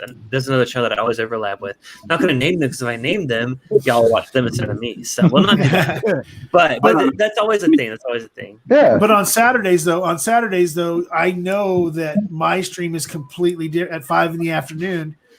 West Coast is completely different than yours, because yours is your gaming stream, and there's a specific audience for that compared to what I do. 6 West Coast, so 6 West Coast, or whatever. But I go from 5 to 7. You can go over. Don't worry. I'm not offended if you go over. Don't worry. But I said I go like 5 to 7 on Saturday, but I'm not taking anybody away from your gaming stream, because that's a specific niche that compared to what I'm talking. I'm BSing pre-gaming hot buttery rolls. So yeah. You know. To me, people will apologize for going live at the same time. It doesn't make any sense to me. Back in the day, that was different. When there was like 13, 14 channels, it was different. You could schedule. Now that there's 780,000 freaking whiskey channels, you can't schedule, and you just have to learn. Listen, I'm going live.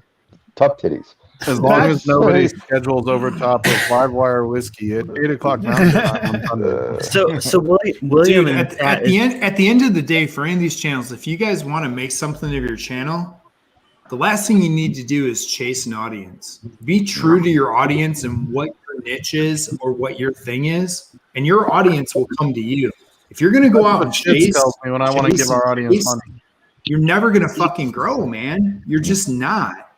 If you're doing your thing and you stick to what you believe in, you know, Clifton mixes in his video gaming stuff, and that's what makes his shit original. You know, I'm bringing on former pro baseball players. That's my shit. I'm not going to go teach a history lesson against Jason Calori. I'm not going to go talk scotch against Ken. You know, that shit ain't going to work. And I don't expect it to be that way. And I don't expect either of their crowds to flock to me.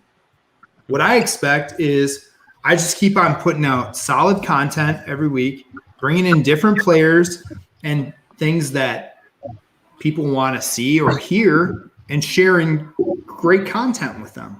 And I'm going to grow organically that way. I'm not going to grow by going and trying to chase down other people's channels that don't have a fucking thing to do with me other than bourbon. Yep. You know, that's just it. Each one of us has something amazing to offer. Yeah, like it just depends on what your platform OnlyFans. is. I got my OnlyFans going on right now. It's beautiful. What'd you say, Stahl? I probably have enough to offer them. Swami. That's why I'm going to get back to the music part of it. I kind of got away from the music and whiskey thing, and now I got to get back to it. Actually, this week, for the first time in a long time, I spent more time listening to music than doing anything else all week. Yeah. And that's which I haven't done in like 2 or 3 months since when I went into the last depression state.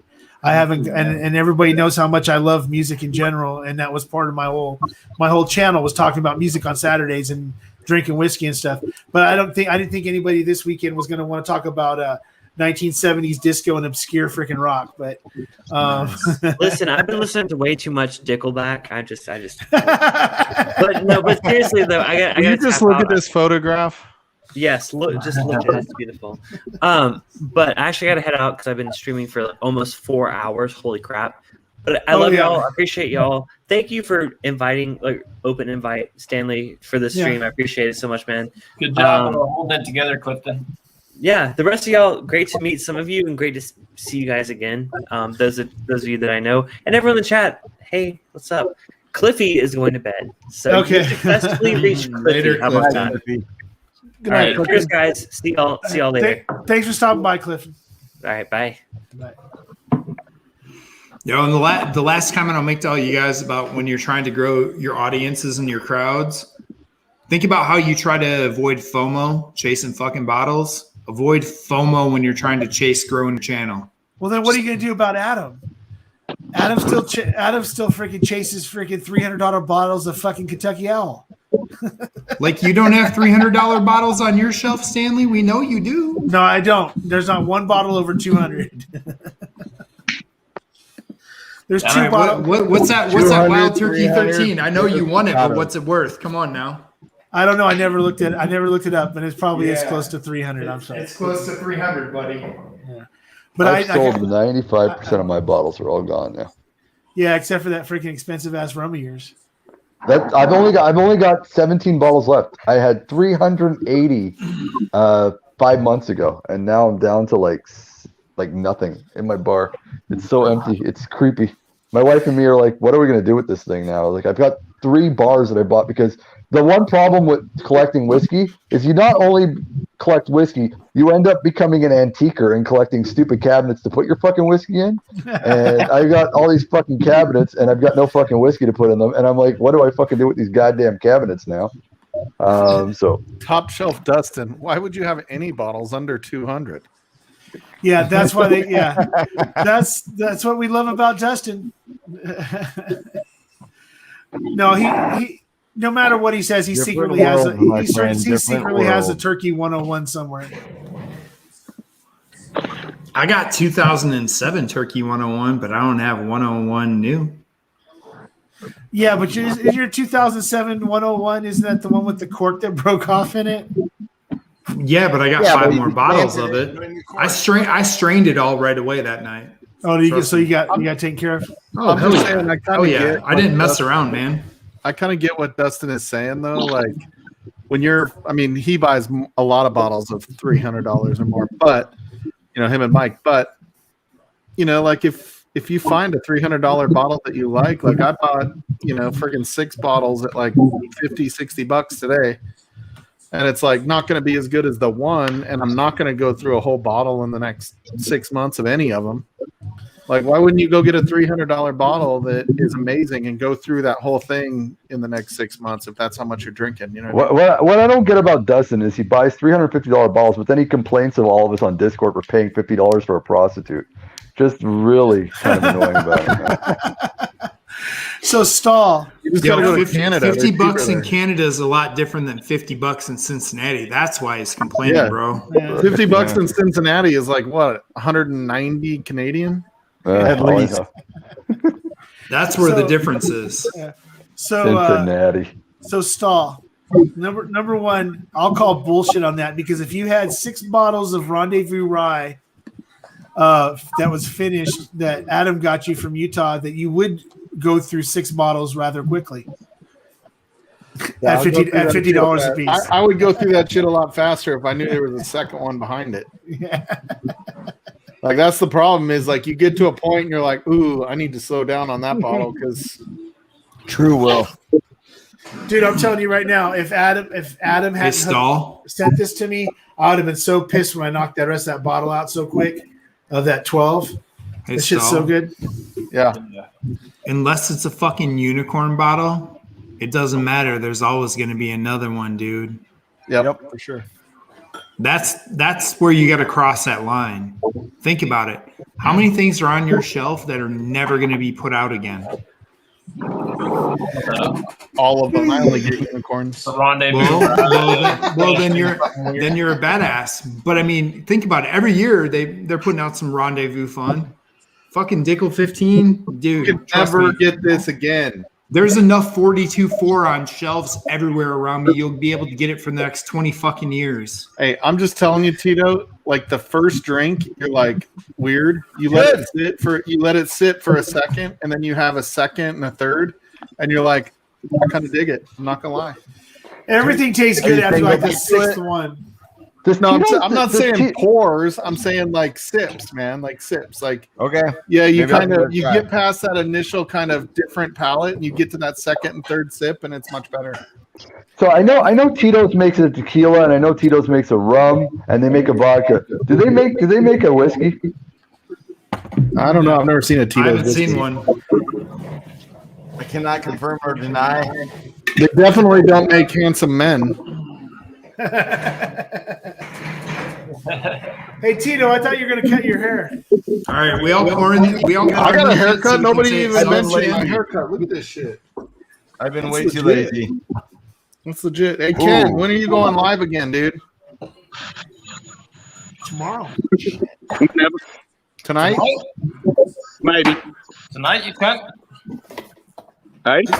What happened yesterday? You guys didn't go live. Yeah, they went today. Ken was on this morning. Ken was on this morning. I watched him at work. Yeah, so did I. Between Simon's like totally fucked up dream and the most recent one. You guys missed a day.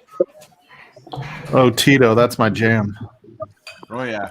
Pour it slow, You baby. mentioned a couple, and then you said to pour the Dickel, so I'm gonna do a few pours. I'm just saying the Dickel is nothing compared to that Jack Daniels. That's the only way you do it now, Chris. I want to try it with this damn thing and see if it makes it any better because, like me and Tito have talked about a lot. What is it? It's a Dickel 15. The neck pour was fucking great on it. The second pour was Man. meh, but still not crappy. But the next pour, it was like it felt like it became watered down shit. Yeah, mine didn't taste watered down, but it had a funk the first sip, but then it kind of stopped for a second and it was like it got better. Yeah, dude, there's something on the nose that just ain't right. You smell it and you're like, fuck. You probably have one of those Wisconsin bottles that are always fucked up. The California ones. I got this in Chicago. You know who hasn't spoken in a while is Bourbon Neophyte. I'm just sitting here listening. Why don't you tell us what that next smooth song is going to be? Smart people learn from listening, not talking. Listening to everything going on. Let's hear that golden Hey, voice. so Stall, did you leave Lava Man pass out in the middle of a freaking road when you left him, or? No, so he dude, we went to this place. So I bought 8 bottles today. My wife's in bed. It's cool. I can say it. I had to sneak them in after she was in bed. But so Lava Man and I went to this store, dude, and it was like in the freaking hood. Like you walk in and you couldn't there was just shit everywhere. And it had a funk to it, like you could smell it. And when you walk past it, when you walk in, there was like this little hall there's a rack in the center. It was a little box, and it was a rack in the center, and you're like kind of shuffling to get past it because it's so crowded. This old dude's like, do I need to put my mask on? You know, sitting back there, and complete hood, and you know, he's like telling us like, oh man, I've got good stuff over there. You know, it's like I've got a rabbit hole, and I was like, I mean, he had a rabbit hole, right? Like literally, that was it. And it was a trip. I did get the Redwood Empire Batch 1. I like that. The American whiskey. Yeah, That's good. With the old label. Yeah. So Yeah, I like that. yeah. It's what eventually became Lost Monarch. Exactly. I imagine Lava Man kind of has a funk to him. Yeah, no, he doesn't, dude. He's like legit. Yeah, so that's like the old label. Stahl's not going to tell you how much funk he caught off Lava Man today.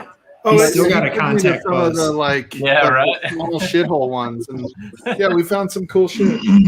Hey, Mike, that batch 1 American, that batch 1 you just showed us, that is before they changed the name to Lost Monarch. You can, if you've got a Lost Monarch, compare them. They're definitely different. Yeah, and now like if you say, you know, it says I forget everything that's different, but it's like it's Groton. How do you say that? Distilling company. Yeah. What? Across the bottom, yeah. Yeah, it says it's Groton Distilling, Sonoma County, California, or something I like don't know that. how well you can see that on there. That's the name of the company that actually does it. Yeah, so it was, you know, and it's just like everything is very different when you compare the labels. But yeah, this one was bottled in 17. Yeah. 11/9/17. So Tito, That what was are you doing? that was the that You was have a the batch original- 1 and it's 11/9/17. yep.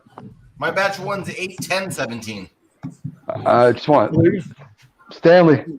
Just want to say thanks for having me on. The pills I found on the bus earlier today are wearing off, so I'm crashing pretty hard.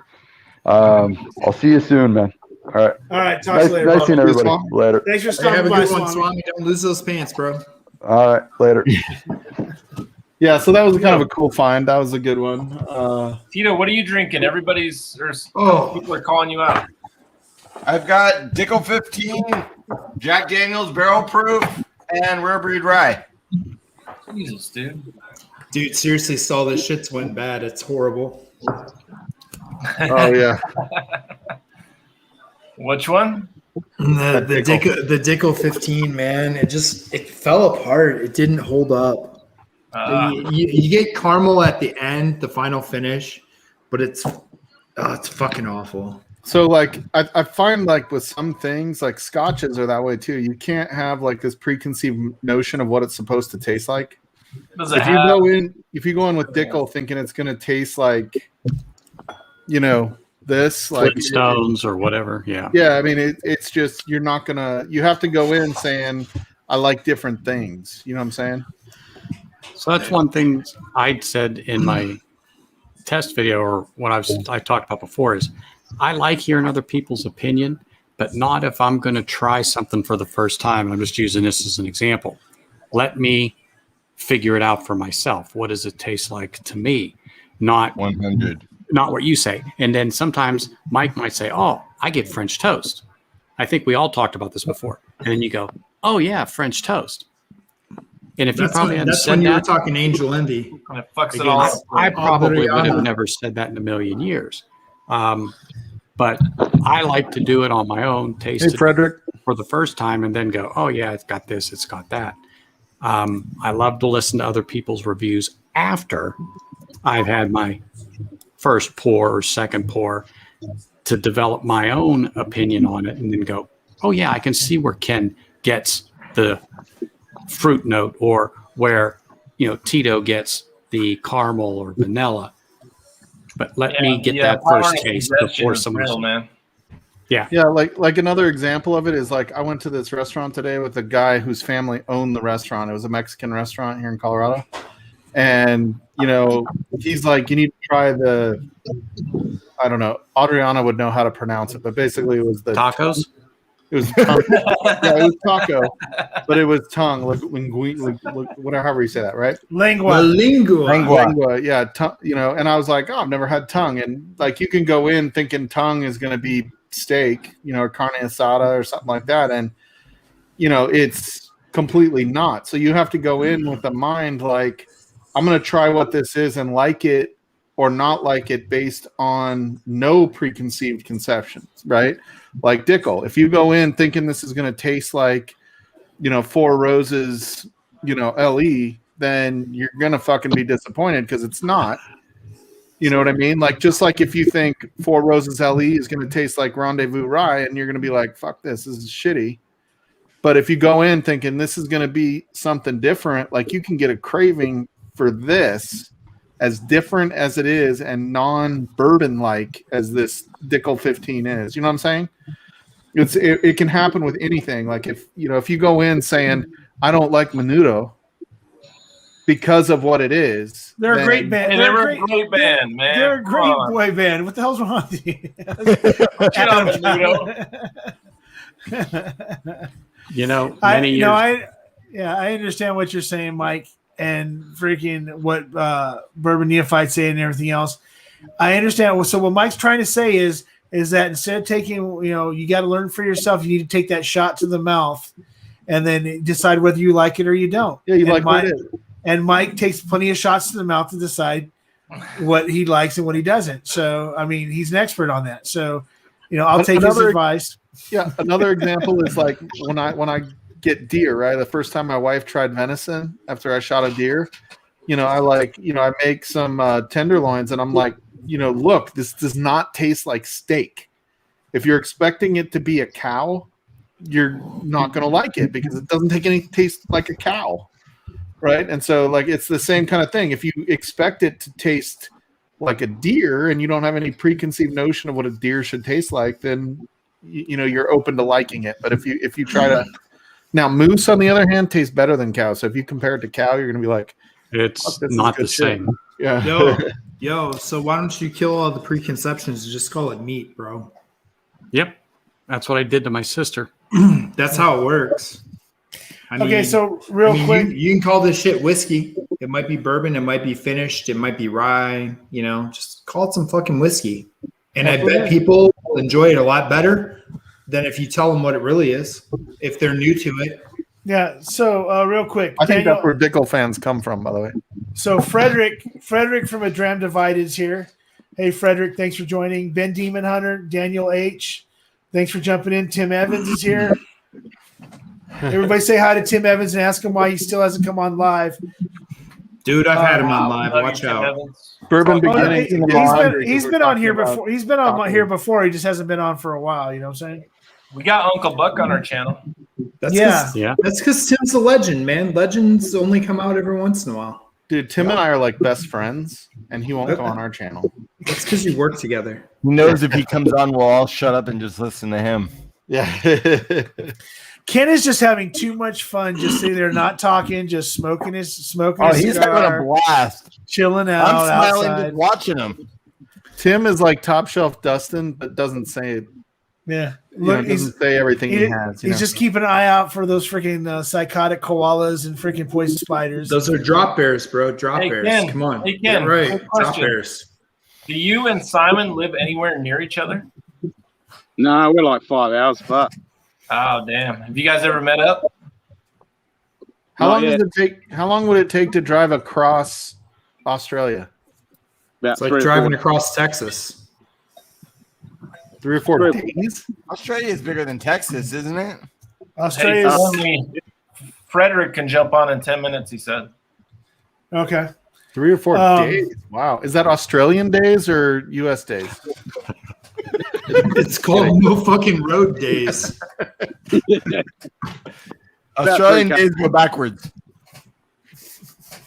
Yeah. I got to come to Australia after listening to Ken bitch about the weather. I need to go down there. Oh, Whiskey Samurai. Come down to summer. Hey, Australia is 2,500 miles across. Okay, so that's about 2/3 the size of the U.S. going across, right? Like, that's pretty big. Yeah. Hey, we got Hey, some. Ken, do you have a lot of cane toads where you're at? Up north, yeah, fucking shitloads. Not here, But up not where north, you're yeah. at? Okay. You fucking Nah. you gotta go to the Outback to find that shit. Yeah. Dude, the best documentary ever. That original cane toad one. I show it to my AP kids after the AP test every year. It's amazing the way they shot it. Dude, It'll when are make you gonna you pick laugh. something that I can pour, bro? What are you gonna pour? I was Keep pouring fucking- that I was dickle. fucking with Get it- shits. I'm, get it- I'm waiting get rid for of him it. to tell me to taste one of these great samples he sent me. He sent How you much- samples? I'll be back in a second. guys. You want to drink something together? All they are is bottles of piss. I thought that was the point of these samples, man. I wanted to try something, you know. What do you got in the glass? You got a little time, man. I'm enjoying this shit ass dickle. As I say, he's trying to choke down that Dude, dick. this one's. Yeah. I'm just saying, like after I got past the first sip, I was like, "Ooh, maybe I'm not gonna like it All right, anymore." fine. I'll hit another sip. Fuck. Mike, gotta how do long like do I need 2 to or leave 3 this sips before I back to sip it? back. How long, Mike? I haven't taken a sip yet. So take a sip, wait like a minute, and then do the second sip. Yo, Tito. In all reality, I'm on my second sip. On the palate and on the back palate sucks ass. The finish comes back. The finish comes back to decent, but All right. on the palate Chris. blows. I never got the watered down thing you were talking about. It just got worse. This time, the first sip, pure watered down. I don't know what it is. Thank you. And So I don't know where it comes from. 100% My get shit's what sealed you're saying tight. now. I feel like, I feel like it's a girl massaging my shoulders You spent too much time at the fucking Tokyo Inn, bro. with Lava Man. I feel like I'm drunk and I'm up And he talking was to the a one girl and massaging she's you. not even there anymore. But in my head, she's still standing there. Hey, That Whiskey happens to me, Samurai, man. you think you a big fan of that FAE 01? I know Mike is. Dude, that shit's legit. Love it. I like it. Yeah, I love it. I bought an extra bottle. We found one today. I think Lava Man bought one today. Yeah, I'm gonna buy an extra one too. And we found that Remus 3 or whatever. There was a shit ton of it around today. What? Oh, yeah, it was everywhere, man. Like How almost much? every store we went to. How much? I can't remember. Grab me one. Can't What? remember. I don't care Oh my God, how much. Justin. Grab me one. I could tell you. Hold on, I'll tell you because it was it. You're crazy. I know. I want to find here. one of those bottles. That size. This thing. Is that the 175? Do you have one of those? No, actually, this is a figment of your imagination. I don't have one. So you were talking about Well, the next time you find one, fucking get me one because Got I big need hands, something to knock alright? people out with. It's. Oh, are we talking the 4 or the 3? 3. Remus 3. So they have both. So this place has both the 3 and the 4, and they're both $90. Get them All right. both. Give me one. I'm gonna be down there tomorrow. I can get it. Okay, so What do you need? Which ones? Give me a 3. The 3? Okay. so Are you to- getting it So then? hit me up tomorrow. Let me see if I hit my store if it's still $79.99. Yeah, this one's $89.99. Yeah, Yeah. I did get a Alright. Eagle Rare today on it at that store. I heard somebody buzz in, but just okay, we jumped on. Okay. Probably Does it too let big. you know when someone's in the green room? Yeah, usually it'll be. I'll hear a beep, Okay. but what I think what it was is Ken muted himself. When he muted himself, it beeped. Okay. So Ken's making me want to smoke a cigar. with that one, yeah. So do, I mean, I don't even smoke cigars, and I want to go outside and smoke one right now. But unfortunately, I can't do that in my complex. You can't smoke at the complex, so I have to wait Oh, until that's I go right. to It's That's what California. my complex says too. And guess what I fucking did last night? I smoked a cigar. Smoke like a motherfucker on the. Swags, I'm just saying, Put your like, hood if you on, don't- bro. You If you dart don't them all smoke that cigars shit. very often, you're like me. I only smoke them once in a while. No, I turned on my porch light and everything. I'm like, fuck you.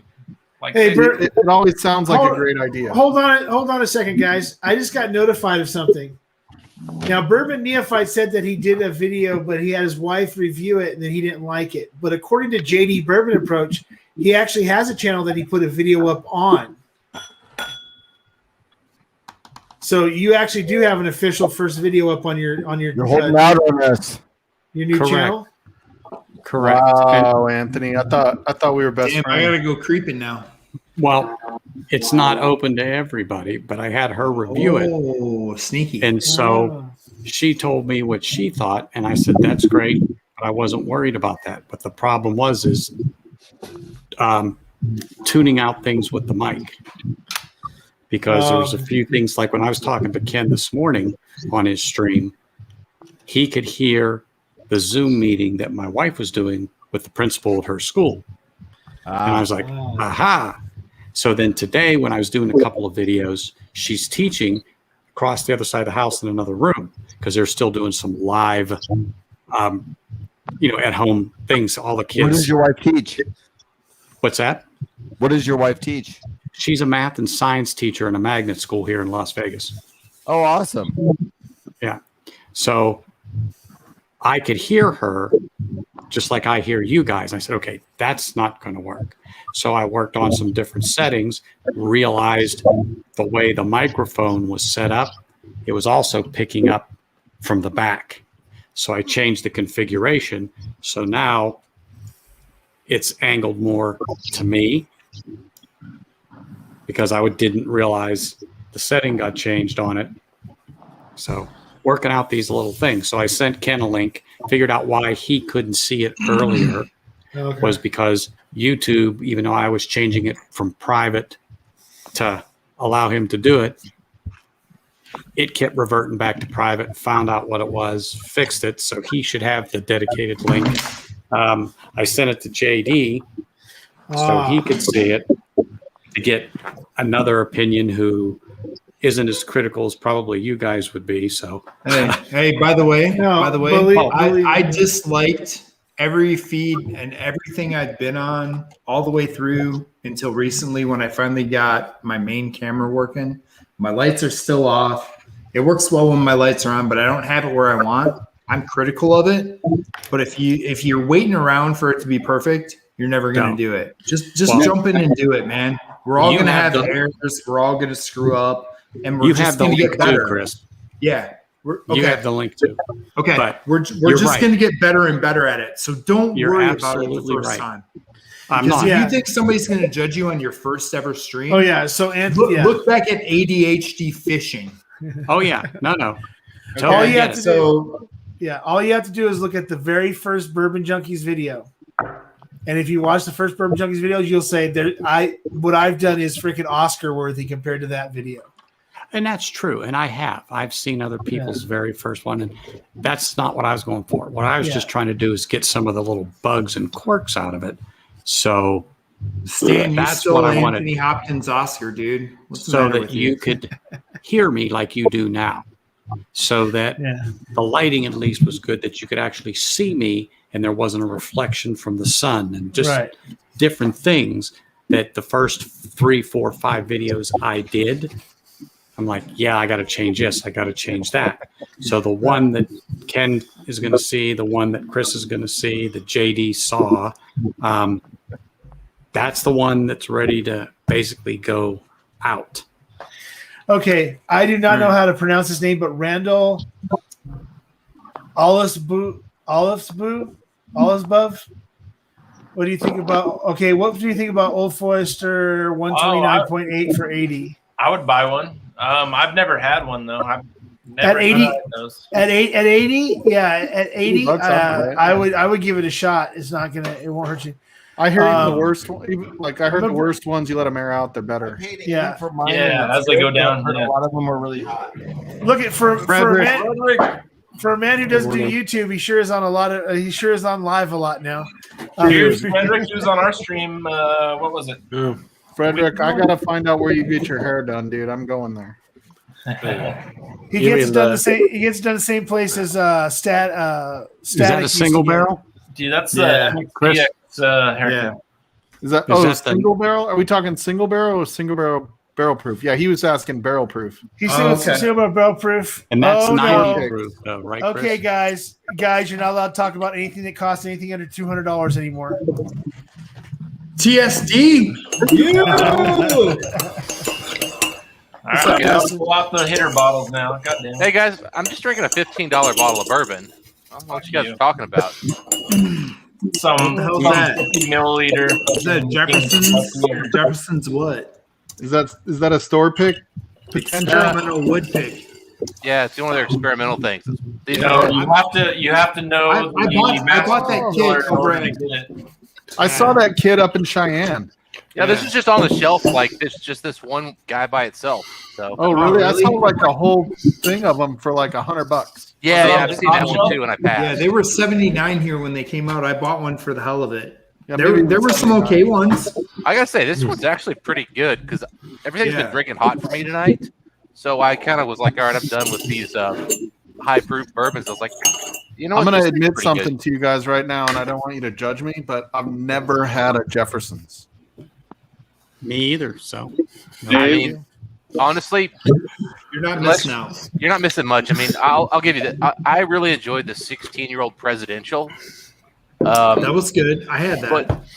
But Mash and Drum said he hated it. So. Teach their own. Yeah, I like the 21-year presidential as well, but I had that way back in the day, back when you could actually get bourbons that were that old, and they were just kind of like available. Like 2 years ago, man. Oh, dude, that was 7 to 9 years ago. I know. I was being a smartass, dude. I was being a smartass. Okay, hey, Dustin, I see that you're out of the closet. What are you talking about? Oh, yeah. I am out of the closet. I'm in my living room. Frederick, you on that coffee, buddy, or what are you drinking? Oh, no, that's tea. It's still morning here. It's like 7 in the morning here in Sweden, so. Okay. Oh, yeah. He's got I'm going to go to work in like 2 hours, so no drinking today. No drinking today. No, that makes sense. Oh, by the way, kids wouldn't like it. JD, I am going to try that. Now that it's been a couple weeks, I'm going to try that 18-year-old barrel. Yeah, the heat goes down on the barrel products after a couple weeks, man. I'm telling you, my private barrel apple brandy cask got so much better after 2 weeks of being open. Hey, So- oh, sorry. Go ahead, Stanley. No. I was just going to ask about Dovetail, if anybody's had it and it was any good. I had the first one. I liked it. I haven't had the second one. I like barrel, man. I think some of them are overpriced for what they are for their age, but Adam, there's a question. Randall Olaf. I just opened a single barrel rye from barrel, and it was great. The neck pour was great. That's all I've had so far, but it was great. He's asking about the Frey Ranch? Yeah, you like your Frey Ranch, man. No, I've only tried the rye. I've never tried the bourbon. Yeah, he's got a bunch of good. The bourbon's And good. I had a single barrel. Understand, if you have rye questions, that's what you bring to Whiskey Shits. Just so you know. Shout out. Dude, you were like the rye guru. No, Yeah, I don't know shit about Mashbill on the on Pretty Dovetail, fly for a rye guy. Yeah, I've only had batch 2, but my tasting notes on batch 2 don't match up with a lot of the tasting notes I got from people who had batch 1. So I think the batch 2 is a little harsher, a little sharper, a little more acidic and alcohol forward, based on what I've heard from other people. So take Is that that for what for the it's worth. Alberta? Hey, on Randall's question right there with the Alberta, so I compared it directly with the JD rye, the barrel proof rye, and it didn't even hold up at all, dude. Like, Oh, that both Jack of them are Daniels was super easy to find. ridiculous. I thought the premium was good, the Alberta premium, but it wasn't on that level, dude. Like, Okay, that- so- that one may be It was underpriced. just artificial sweetener and super thick mouthfeel, like artificially thick. Okay, I don't but know. what's funny is, okay, just hear me out, guys. Before JDSB, whatever, JDC3PO came out, before that came out, okay, everybody raged about how awesome Alberta Premium Cask was. Yeah. Who's It was the everybody? best thing that ever freaking Jim happened. Murray. No, not the. I'm not talking about the pedophile. I'm talking about everybody. Okay. Whoa, pedophile. He got I'm in not- trouble for inappropriately discussing Okay, I'm sorry. discussing 40-year-old Canadian women. What I'm saying, That is not a pedophile. not pedophile. Okay, yeah, the sex. misogynist, sexist, whatever. Yeah, but no, Canadian women not a age problem. very well. Sorry, my mistake. He my mistake. enjoys banging 40-year-old women. Okay. Okay. They look like So- teenagers up there. They're We'll frozen. find whiskey like their parts. But everybody's saying how awesome Alberta was. Then JD freaking ride came out, and then all of a sudden Alberta disappeared. Alberta in California is $65 to $70 everywhere. So paying $75 is not really a stretch for Alberta Premium Cask. Good night, Michelle Lynn. It's $100 here, and I wouldn't. Good night, Michelle. Pay that in 100 years, but I wouldn't pay $100 for Michelle. it. But when the normal price is $65 to $69 here in California, paying another $5 is not that big a deal. I have this rule: if it's $20, if it's less than $20 over retail, I'm willing to pay for it. If it gets past that 20, it better be some damn good shit. I swear, for I me to want pay past Ohio 20. rent, and I want a California whiskey prices. Jesus, you guys pay nothing for whiskey. Do you live in Ohio, Dustin? Yes, sir. California, a lot of stuff Where? marked up. What do you mean? Cincinnati. Cincinnati. Okay, I live outside of what's it called? Hey, Dustin, Columbus. you want Wisconsin / rural Illinois prices, bro. Or Arizona, well, you're- Arizona prices. Arizona but- gets really good prices. But the difference is California has access to all the cool stuff too. Yeah, we Dude, have I no got fucking Stag Junior for availability here. $49. I got That's true. Stag Big Boy for $89.99. Yeah, but Dustin would like it out here. yeah, He's but I willing want to I want pay, I want and the you can Scotch find access everything. too. I want the Scotch too. And Yeah, Chris, see, I'm your that- best Scotch. friend, and you haven't hooked me up with a Stag Junior. You see what I'm saying? Tell him, Mike. Violence, Mike. They're fucking everywhere here, except for Yeah. in your bar. They're, And they're, and they're Frederick, not in I'm Las actually- Vegas. Mike and I actually do all of our filming in for our channel in Columbus. So I'm up there at least twice a month. Good night, Michelle. Michelle Davila. Yeah, good we night. all say good night. Hey, Anthony, talk to your buddy at Liquor Lineup and get my bottles for me. Okay. It's gonna be a One or while two before I get down there. So I don't think Yeah, you can There get you it go, for you. shits. what is that? Yeah, Starlight- I saw one today Starlight- too, Tim. It's one of their experimental double oaks. Nah, they did drink in one the of the store samples. picks. Drink one of the samples so I can drink with you. Oh, well, shit. All right, what do you want to drink? I don't even know what I sent you. Dude. I don't know, but I'm out of dickle. God, I can't believe I'm still awake, guys. I literally got up at 6 a.m. this morning and went to bed at 3 last night, and I started drinking at 10:30. That's how Damn. entertaining the Mashbill stream is. Like, subscribe, hit the notification bell. I woke up at 5:45 Mountain. What time is that your time?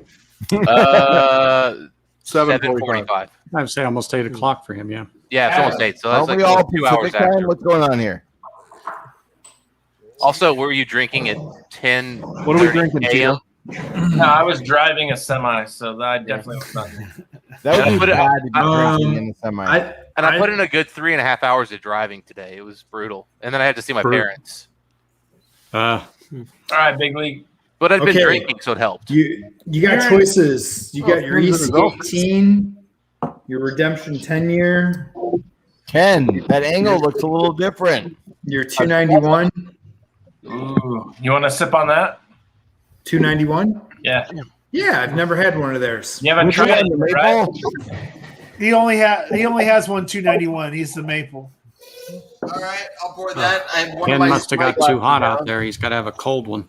I tell you what, guys, Chris. they actually make this available in Chris, bulk. you gotta savor it. Savor Why? it. Like, enjoy the ride, man. It's crazy. They make it available. What was that, Dustin? If this Hold on. Jefferson, if they ever do a Jefferson finished in this French oak, oh my God. Mike, you have any I more? thought there was one that they did already. This is French oak and American hybrid oak barrel. I don't know what the real detail, and then it's low toast. But man, if they ever do this thing as a regular release, it's just smooth, buttery, creamy. It's the easiest drinking at full flavored with like non-bitter bourbon I've ever had. Like it's one you just want to have because it's so different.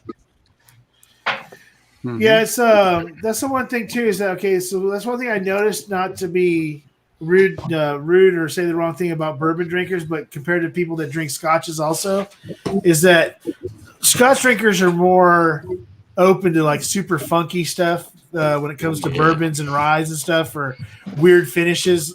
Being able to drink it and be like, oh yeah, I can, I can pick notes off it and not go. This is What's that? oh my god, what the hell is this freaking taste? Like I'm how? getting becoming Mike, I Ricky disagree with Bobby you. when they're drinking bourbons. Well, I mean, I The think Dickel never got better. I mean, again, there's people who are. Hey, There's good a night, group of Ben people who are- Demon Hunter. You've got your like, I only drink bourbon guys who, when they really say that, they also mean I only drink this specific bourbon profile. We have whiskey drinkers, and whiskey drinkers like cool stuff, but this is like literally this is like easy drinking, and also kind of complicated. It's really nice. What is it? So it's Jefferson Wood Experiment number 10, and it is. So the experiment was they put this into a custom 60-gallon French and American hybrid oak barrel with a low, deep impact toast profile. And I'm telling you, this thing it's delicious. I mean, and I don't know there's any profile in terms of drinkers who wouldn't enjoy this one. This is like middle of the road. It's bourbon meets kind of scotch, kind of like American whiskey. What's the proof on that, Dustin? It's 46. Oh. Oh, sorry, 92 proof, 46. I was going So to it's say like- 95. Yeah. So it's kind of like a 92 proof single malt, American single malt. Is that what you're kind of like leaning towards, or? Well, I mean, again, it's a bourbon like Mashbill and like back end, but like there's kind of a maple syrup, creamy filter, like I don't know, just a really creamy, oaky, like nice, easy drinking. I gotta get you a sample of this, Dustin. Okay. It's 291. It's a rye finished in a maple syrup with aspen staves. Okay. And it's 123.4 proof. Okay. That's Michael Myers in chats. Dude, I picked that He wood distills way that. more than I picked that maple. on Wait a the second. nose. You're telling me Michael Meyer, the Michael Meyer that's been in all of our chats is actually 291 Michael Meyer? That's No. what I hear. I could No, be he's wrong, not. but that's what I hear. I asked him. He's not. It's Oh, dark. he's not? Chris. Okay, Yeah. never mind then. Yeah. He said he wasn't. I asked him. Because that'd be really cool because he's in every one of my chats for the last like 3 months, and I've been trying to think of a way of getting in touch with 291 to see if they wanted to do something like. Come to Colorado. Let's go tour the distillery. Videotape it. If you can get a better camera. Yo, just get your ass to Wisconsin. We're going to do something fun in a couple weeks. Let's go. In a couple weeks. I wish I had a video. I wish I had Months? freaking vacation to Put do it that. off? Yeah, I thought it was I thought it was summer. Yeah, I'm looking. We're working on doing some barrel pick stuff. But the event, guys, I got some more traction on it. I got some cool things in process. I got the limo service / tour bus deal to be able to drive us around, all set up. It's through one of my guys. I did some trading out for some website work. So making it as possible as we can for a nice price without being After ridiculous. the first week of June. After the first week of June. Yeah. Before August. Yeah. So it'll be before August. It'll probably be middle of July. Perfect. So yeah, Chris. Yeah. So with that, yeah, because I'm trying to get at least a week or so vacation so that I can go up to hang out with you guys for a few days, and then I'm going to go to. I'm gonna try to get it with Scott. I'm gonna try to either get with Scott or get with Matt and the Junkies and those, and well, Matt and Klein, maybe the Junkies if the Junkies are Sean will probably hang out with me, but I don't know about freaking Shook. Just kidding. But I want to do Michigan and then do you guys that Wisconsin Illinois border stuff and everything else. But yeah, I'm gonna try to take like 7 days and just do like 3 or 4 days with you guys, and then like another couple days in Michigan. You try a sip yet, Chris? No, I've been enjoying the wood smell. I'm picking up that wood smell more get than a lot I'm of picking up the sweet. maple. Yeah, you'll get a lot of sweet on the palate. Yeah, like I can smell that there's a sweetness to it, but it's not strong. I pick up that wood smell way more intense than I pick up, the maple. And I've had other maple finish casks that are way overpowering, you know. And this isn't. This nice. I did get another big one today too, by the way. What'd you get? Which one? Batch 12. Batch 12. Perfect. Hey, by the way, if you go on Sealbox, if that's where you're getting them, right now, Sealbox just put a bunch of stuff that's been quote unquote sold out back on their site as available. Was that a batch 12 there, Stall? Yeah, that was 12. Yeah. Dude, is that not incredible? I haven't even opened it yet. Oh I my just got it God. tonight. Yeah, I haven't popped it. Pop it right now, man. Do it. Fuck it, I'll pop it. I ain't scared. Attaboy. 'Cause you Dude, gotta Ken, get that Hopeful is second badass, by the way. I was excited to see that today. Hey Ken, that's not what is that? That's not Hubble, right? No, it's not. Hubble. Why don't you zoom in on That's that? Hubble, right? That's Hubble. That's pretty cool. I like that. Yeah. Oh, yeah. I actually wish I had a bottle next to me, Stall. I don't know. This is my end of night whiskey. At this point, I can't taste any other whiskey. Looks dark.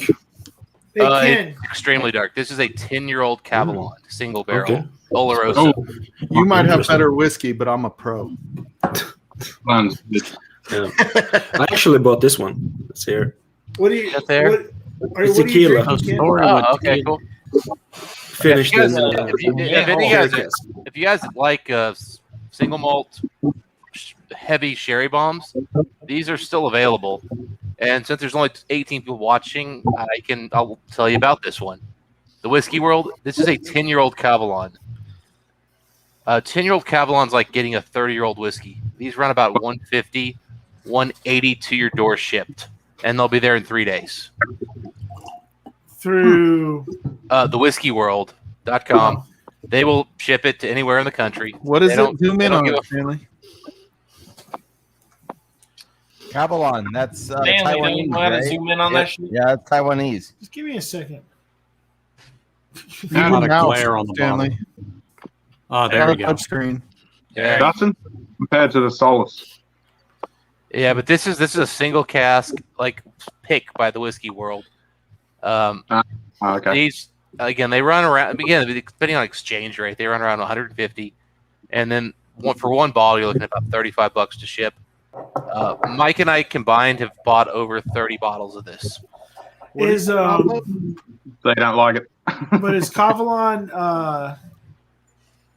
that is it Taiwan that Taiwanese single malt? Is that is it like I just started getting into scotches and like is that something that I want to like go towards some Taiwanese single malts or You want Cavalon in your life, buddy. Trust me. Yeah. Where do you get it Okay. off of, Dustin, again? The Whiskey World. The Whiskey World. Okay. Yeah, and it's the only it's the only pick they have. It's their pick. Honestly, Mike would literally be yelling at me right now, telling you guys because we have literally every time we buy a whiskey, we buy a couple of these with it. I kid you not. I actually bought a case of this at one point. I literally have in the other room. I have a literal case box of these. I have bought so many bottles. Right. This is the best value sherried whiskey that has come out in the last decade. In my opinion. Hey Neophyte, thanks for stopping by. Hopefully you can if you want that's to jump. a good note. Okay. Which one is that? There's a lot of Cavalon. So if you when you look at Cavalon, it's the only one that's their pick. It's also about $150 when you convert it to US, which means it'll be one of the cheaper bottles too. It's also the oldest bottle they have there. Yeah, because I know that like the bottom 3 Cavalon bottles run between 120 and less, and then there's then everything else is like really up there.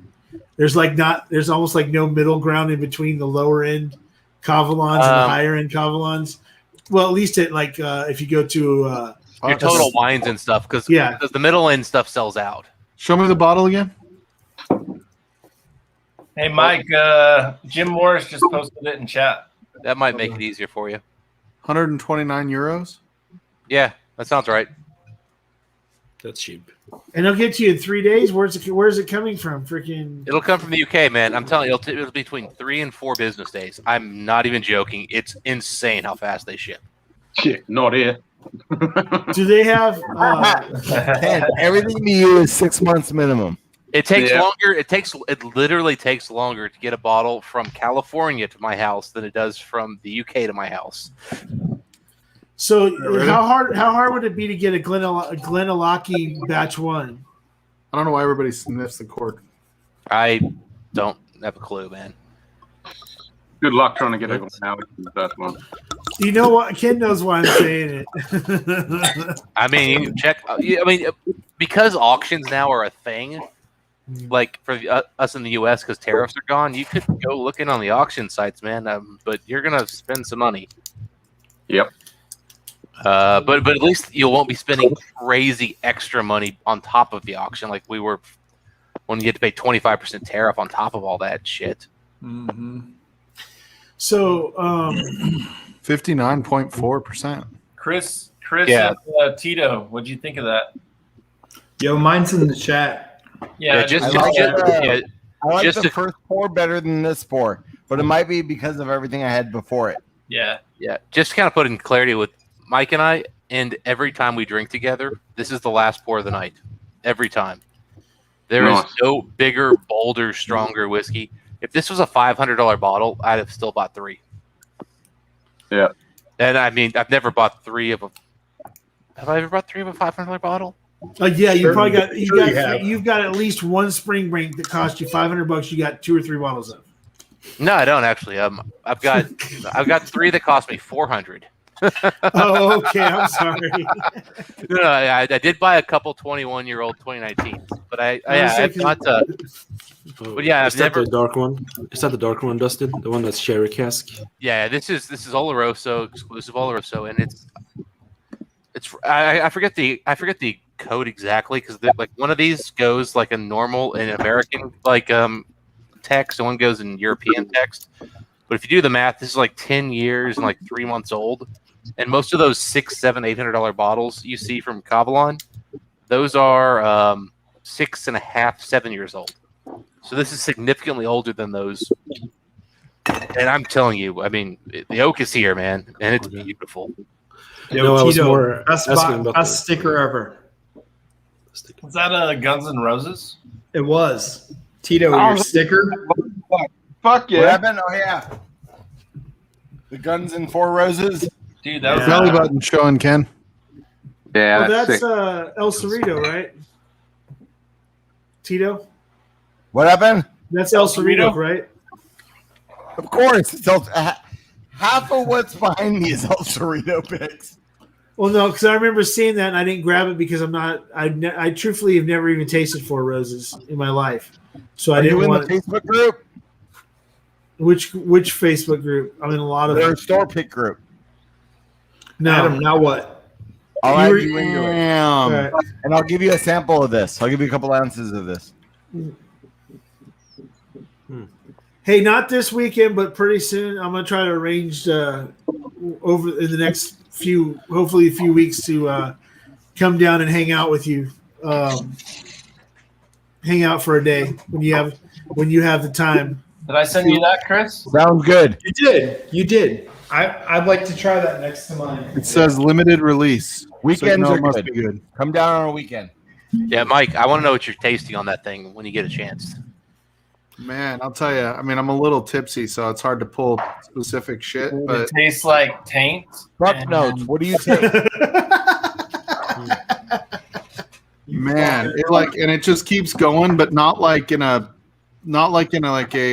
overpowering way. Like it's like this. You know, it's like carrying you off into the sunset a little bit. Yeah. It's got a beautiful finish. I remember that. Yeah, for like sure. the finish is like you keep getting that like butterscotch or vanilla, kind of note. I'm trying to, but it like but there's a little chocolate in there too, I'm pretty sure. yeah, the chocolate. This is like, but it's not like anything that's overpowering where you're like, it just is like this thing that just keeps like, oh baby. Yeah. It's that I'm telling you, when I had first opened that thing, I was shocked. I almost never buy a backup of a $200 bottle of bourbon. Like bourbons, for $200. I mean, I buy a lot of them, but I don't usually buy 2 or 3 of them. That one, oh my god, instantly. Well, My It stall. feels like it's going to be sweet, and then it's not sweet like you'd expect it to be really sweet. All right, Mike. I guess you got to buy me one now. Hey, stall. Did you buy Ruby Rice Springs too? No. Oh, okay. That's a really good one too. No, I have. I know where you can get one. But stall, you got Kelvin 2, right? Or Kelvin 1 or Kelvin 2? One of the two. Yeah, I have right? the other split stave Kelvin. Well, what he was pouring is Kelvin 3. I have the That was Kelvin 2 if you want, Stanley. Hey, Chris, Dude, tell me. I need a backup of Kelvin 2. I'm really mad. I've never had 4-gate before. I've literally been on live streams. I've talked to Jim Staub 1,000 times, but I never Come even over and asked. drink, I've never Stanley. even attempted. Yeah, Come over and drink. I just I'll hand you a Glen and say pour whatever the fuck you want. I'm just saying, I've literally sat there and talked to Jim Staub at length, and I've never even thought to ask him, hey, can you send, can I get some samples or something from you? He's a cool dude, man. Freaking Jim Staub, the guy that does 4-gate. He's also the Modern Thirst. Dude, have you seen his Knob Creek pick collection? Oh, he's got some freaking crazy. He hasn't shown. I haven't seen it. Actually seen it. But if you know Single Barrel Snob, Timothy Von Riper, he works with Modern Thirst, and he's told me that he's got some killer freaking Knob Creek stuff and some other little secret stuff that he has, stashes that he has of some really cool bottles and stuff. I just saw him live one day, and he mentioned it. Hey, you like the Knob Creeks? And he pointed over at a shelf, and there had to have been 60 Knob Creek store picks just right behind him. I was like, Jesus Christ. Speaking of Knob Creeks, you know what I saw today in the wild for the first time? I saw the brand new 1.75 liter of Knob Creek 9. That new bottle? The new textured bottle. Yeah. You know how Shane has that. You know how Shane Long has that big freaking flask. When I saw it, that's what I thought of immediately. Because I mean, that 175 is freaking. It literally makes this look like a bitch bottle. Because it's like Its flask is 1 full gallon. Yeah, but I'm saying it's 1.75. I got the half-gallon flask for the new video. Watch out. When is that video coming out, Big League? I'm almost done filming it. Watch out. And then you need to mail that shit out to one of us to film it, to film our I'm version sending of it. you guys all the flasks. It's gonna travel around. That's beautiful. Hey, by the way, Big League, I don't care if Swami will hate it. I was going to text you this, but I have an idea for one of your Thursday lives when you don't have a guest on. Okay. I did a little research, and you should know. You probably already know this, but the American Association, which was the original American, what they consider to be the original American League back in the 1800s, was called the Beer and Whiskey League. It was. There's a whole story behind why it was called that. I thought that would be really cool for you to do that on one of your shows where you explain why it was called the Beer and Whiskey League and what teams today came out of that league originally and stuff. It was really cool. I'll give you guys a football nugget from around here. Which style of football? NFL football, American football. Okay. 2 O's. So, well, I mean, it applies to rugby, soccer. Right. Hell, I mean, anything not on a horse. On the rugby, You can definitely taste that rum cast. Yeah. I played rugby throughout college. Easy on the rugby, Saul. Nice. One of the biggest businesses that's in the Beloit area, and it drove the economy for years back in the day. It was called Fairbanks Morris, and they had club teams that played against some of the American Association teams and some of the National Association teams in baseball, but they also played football. So the name of the company was Fairbanks, or nowadays Fairbanks Morris, which makes all the engines that are in the naval ships or the aircraft carriers and stuff. But long story short, back in the day when the NFL wasn't the NFL yet, it was on the verge of it. The Green Bay Packers played against a team called the Fairbanks Fairies. And the Green Bay Packers took the big L to the Fairbanks Fairies. And they So there you go. The Fairbanks Fairies became the Dallas Cowboys, right? No, it's just a bunch of guys that worked in a fucking machine shop that weren't actual football players and never played in college. But a lot of those teams back then were also. They They were, but this happened like a year before the Packers became what was the original NFL team. So they were already putting together their original rosters and everything. So they did have players. It's one of the funny things around here that we have for the history. Just one of those fun stories. I got tons of those fun stories on the baseball side. And Adam, all I've learned so far from nosing both of these, my Remus pick and yours, they are so completely different. It makes me want to grab more. And you have one coming from me, and you'll see this, but they're completely different. I haven't tasted yet, but completely freaking different. Well, yeah, that's a hitter though, right?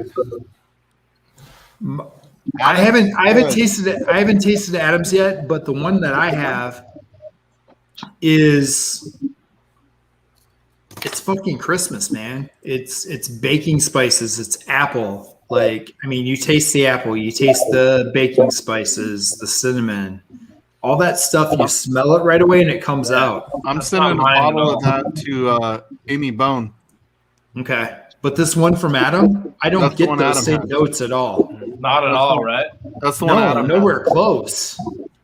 I need to get going. I need to go. Frederick, have a good day. It was great to see you. Thanks for and dreaming about you, Frederick. Cheers, buddy. Like Adam, your bottle reminds me right now, just off the nose, like without a taste, reminds me of the Remus Repeal one, which I have behind me.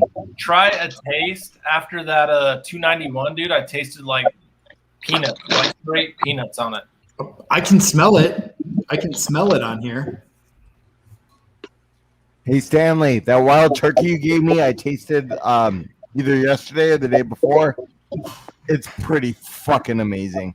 Oh, that 13-year-old father and son? Fuck yeah. That is so good. Fuck, Stanley's really generous with a lot of people. Dude, let me tell you, he decided that we were going to trade some samples. I walked into a gunfight with a spork. I brought him a couple of 1-ounce samples, and he's like, here's fucking like 28 2-ounce samples. Okay, so this is what. Okay, so he gave me. Okay, so I have 2019 batch proof master collection Woodford. Damn, that's good, man. Right, and freaking, he gave me a sample of 2018, which I've never tasted. So I have a 2019 bottle, and I have a 2018 sample from him. And then he gave me. I asked him for this Leopold Brothers because he'd been talking to me about it, and it's good. It's just different. It's very different. Very different. So I just told him I was going to bring him and Ruben from Bourbon Bee getting some samples. So I gave him a couple. I actually gave him 4. I gave him 4 or 5 samples. I think it was 5 samples or 4 samples. You made me feel like the biggest asshole in the world. Is what you made me feel like. I bring him like 5 2-ounce samples. Then he handed me back one because he already had a batch 4 bourbon Old Carter. But I gave him like an Old Carter Kentucky 2-ounce sample, batch 1. Yuck. And then I can't remember what else I gave him, but it was the Wild Turkey 13 Father and Sons. I can't remember the other ones I gave him, but it was one of those ones where it was just one of the things where I made him and Ruben the exact same samples. Gave them to him. I was delivering a bottle that Ruben won for me of an Eagle Rare Store pick to him. And I met up with him and Tito at a liquor store out in Corona out here. Well, Stahl lived in San Diego. So out in the Corona, it's like halfway between, it's basically almost dead center distance between where I live and where Tito lives. And in Orange County, and I live out in the desert, as Mike Stahl likes to call it. It's the desert. Yeah. I mean, everything north of Carlsbad is fucking LA. No. Hell, fuck you. You're skipping a lot there. You could have said I was Palm Springs, and I would have been a hell of a lot fucking happier than freaking being called fucking Los Angeles. Yeah, that's all. Everything north of Texas is freaking Wyoming.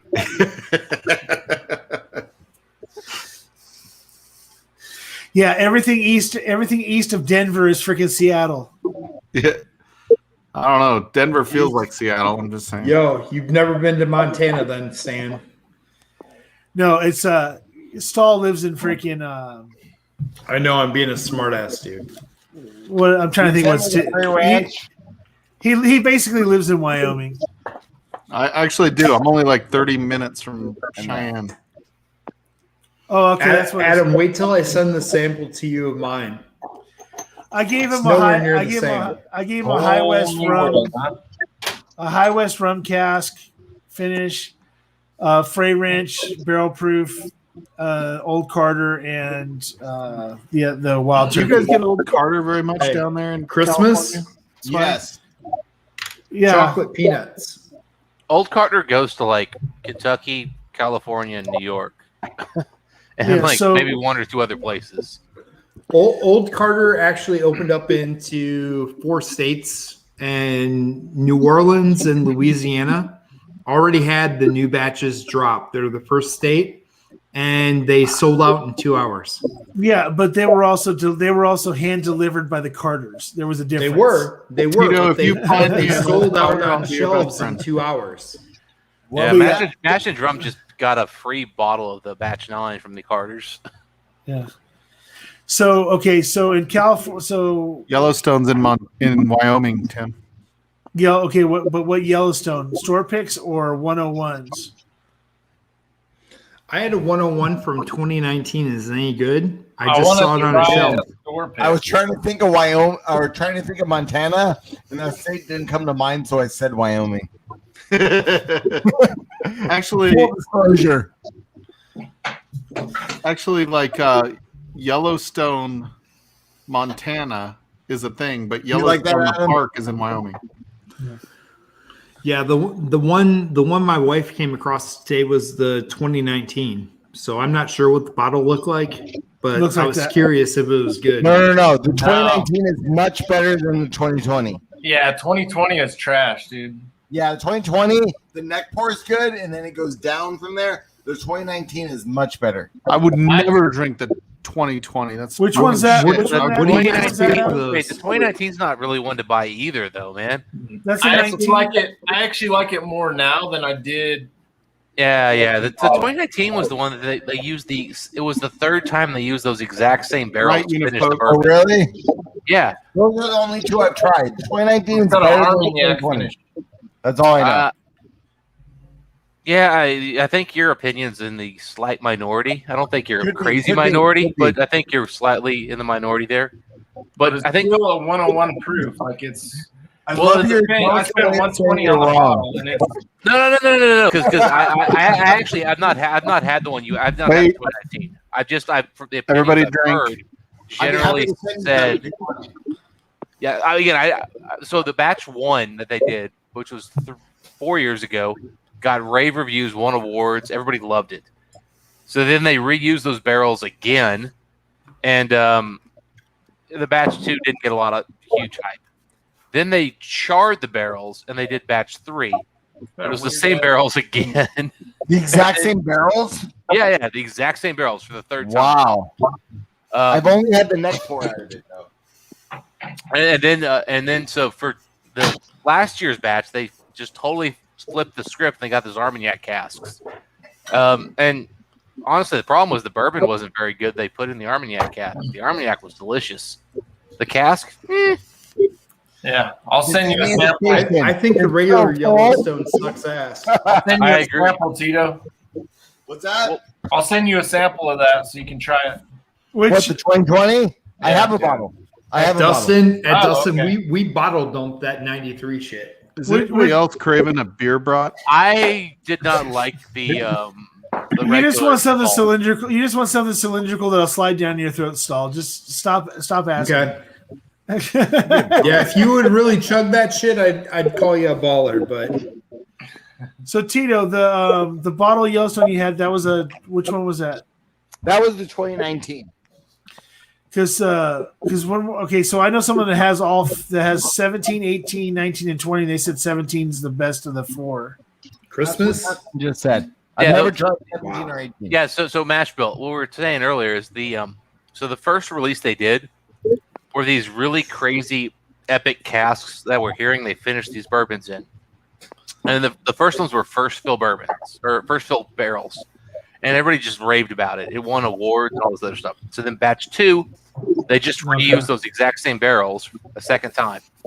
And, people liked it, but it didn't get quite the same hype. Then batch 3, they took those same barrels and they recharred them. And they put the whiskey back in, and it didn't get as much hype. And then batch 4 is a whole different set of barrels. They finally said, okay, these barrels are dead. Real quick, Whiskey Samurai, that's way too much for Smoke Wagon Unfiltered. How much Yeah. is it? 200. Oh my God, no. You can Whiskey Samurai. Saw it today for 70, you can bro. get a private reserve on secondary for $50 more. $80. $80, dude. So you guys don't want to hear what I paid the first time I bought a Smoke Wagon then? I guess, because I got screwed. But what was the first one you bought? Was it a private reserve? Was it Desert Jewel? Or was it, please tell me it wasn't like a small batch. Small batch, buddy. And I paid $100. Ouch. Dude, my store locally. And I bought it at a store that sells retail. But I later found out that when Kentucky changed the laws where they could go seek out bottles that they couldn't buy in their market, and they could buy them for premiums. Turns out that store legitimately sold us that bottle at their normal markup. The problem was they had to go out of their market to get it, so they paid a secondary price to get the small batch in the store. So you can't get mad at the store for that then. No. No, the store legitimately charged their normal 30 to 35% markup.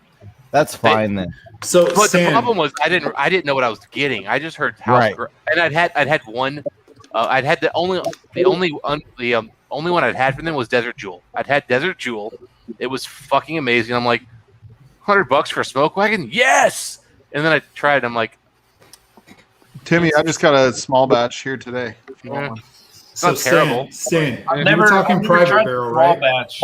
I have the really base level one, the straight bourbon, but I don't have a small batch. What year are you saying we can buy for $250?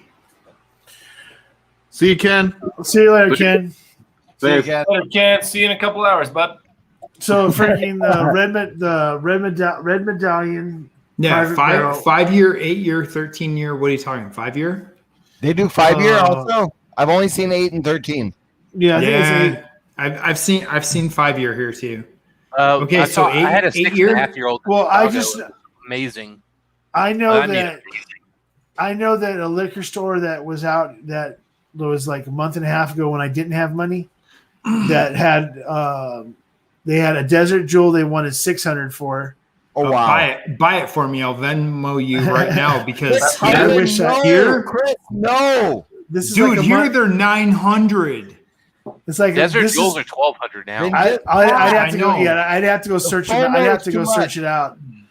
I mean, this is like a month and a half ago. It's probably gone by now. But like when I was looking, when I saw it, it's like, dude, those 8-year-old barrels, the 8-year-old ones, like 5-year-olds, are going for $400. The 8-year-olds are going in that $600 range. The 13 years are going for over $1,000 here. This is It's secondary, fucking right? stupid. Yeah, it's fucking stupid. That's kind of okay, and a 13-year-old that's fucking amazing. Hey, bourbon neophyte. Chris was looking up the other night. There's some what was it? Total Wines in Vegas that supposedly have 13 years. They do have Where them. did he go? Did he leave? Why did he jump out? I don't know. But the his Total internet Wine cut out. claimed He left they a while had ago. them, but it was pickup only. Yeah. So bourbon I'm sorry. neophyte. If you can hit those Vegas Total Wines, you got guys Henderson, who buy 'em. Henderson, Nevada. Well, so here's the That's question, Vegas, guys. yeah. Has anybody I know anybody it is, tried or but- heard of anybody trying the Dogfather? Never What's even that? seen it. No, I know what you're talking about. But Dude, no. like I only saw one, or I've heard of one elevator batch at the local like big store that we had. They only got one, and their biggest customer got it for like $180. Yeah. So Dogfather is a 15-year-old. That's a crazy ass rare ass bottle there. But Dogfather's an $800 15-year-old MGP. I don't know nothing else about it other than it's 15-year-old MGP and it's $800 retail. Who puts it out? Dogfather. I've never heard of this. Oh, it's fucking their company. own private label. I don't know anything about it, man. But they're all over here in Kentucky. They're $800. They're not moving. They're available. But I mean, if they're fucking $800. Yeah, but again, if they taste as good as they fucking are they better than Desert Jewel? If they are, then I mean, shit. I think it's always. I don't know. Isn't even that good, diminishing return as you get over $200. Yeah, I can tell you guys right now in our area we have a store owner. I didn't call him a store owner, but a guy dropping 3 elevator batches right now for $2,400. Yeah, fuck that. Yeah. Like, what the fuck? But I'm going to tell you something else. fucked. There's an auction website right now that's going off that goes off on the 30th. That those bottles right now are already at $1,200. Look, so Like, okay. who is the dumb fucks like causing this problem? Like, I Okay, don't so here's the issue, I'll right? tell Dustin. No, I'm just $200, dude. Like, I'm just saying, like, Well, so no. I mean, because here's the thing: there's two forces at play right here, right? And the question is, which force is driving the price? The first force is it's just really delicious and it's worth that price. Yes. And so in the Scotch world, in America, and we gotta clarify here, in America, in the Scotch world, the secondary generally is driven by how delicious it is to drink. There are investors, there are people who are making money by holding bottles back, but the driving force of the price is how good it is. And I'll give you an example. So I picked up early on in COVID, I picked up a Talisker 2005 bottling of their 25-year-old cask strength. That bottle was probably between $90 and $150 retail when it came out. I paid $550, and those are now going for about $1,000. And that bottle is that price because it is that fucking delicious. No joke, it's that delicious. That's insane. But it's insane when you drink it. There better be a happy ending. Let me tell you, buddy. I came the first time I drank it. I'm with you. I came when I drank it, man. I'm telling you, it's that good. Okay, so here's what I've learned. This is what I've learned: the difference between Scotch and what's happening in the American bourbon thing. People who pay that amount of money for so your Springbank 21 was $400. Okay, yeah. The reason you paid $400 for the 21-year-old freaking Springbank is because it's worth $400 that you're a connoisseur and therefore you buy it. The difference between that and between Scotch and bourbon is people chase freaking bourbon because of a freaking name because somebody hyped it up. And so people are sitting there spending all this freaking ungodly money on something that even Aaron says, look, dude, it's not worth that fucking money. I mean, the Aaron Chepnick comes on lives all the time and say, stop doing this. Stop paying so much for this shit. Yeah, it's good. I love it to death. But guess what? He says his favorite thing to drink every day is just his regular ass freaking everyday freaking straight whiskey. Dude, I got to be in a private chat with him. He drank that the whole time and raved about how that's so much better than the other shit. That's what I'm saying is he tells you don't buy his shit at those prices, but people want to chase it. It's the same thing with the fucking BTAC and all this other stuff like that where Stanley, it's FOMO. It's FOMO. Right. Just like we were all when it talking comes to about earlier Scotch- about chasing audiences. But It's when the it same comes to thing. Scotch, I'm gonna okay. Well, can I finish my point earlier? Because I had a two-part point here to make. I'm sorry. man. Sorry about that, Dustin. No, that's all good. But so the first category is to the consumer, it's worth the price to drink it, and that is a legitimate thing. Is like, hey, look, I have money. When I drink whiskey, this is what I want to drink, and and to me, that's fine. Like if you legitimately want to drink it, the other issue is we have the investor. We have the collector / investor, and I think I want to call them one and the same, but I think they're different.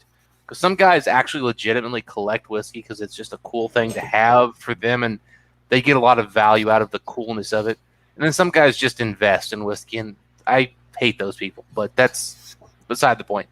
The thing is with bourbon, because we're in America, and America is more bourbon crazy than any other country, and because bourbon mostly sells here in America, the bourbon markets, when those got crazy, we just talked about Springbank 21 year. Actually, people in the UK, well, first off, if that Springbank 21 year, that's $240 to my door if I can buy a Springbank 21 from the UK.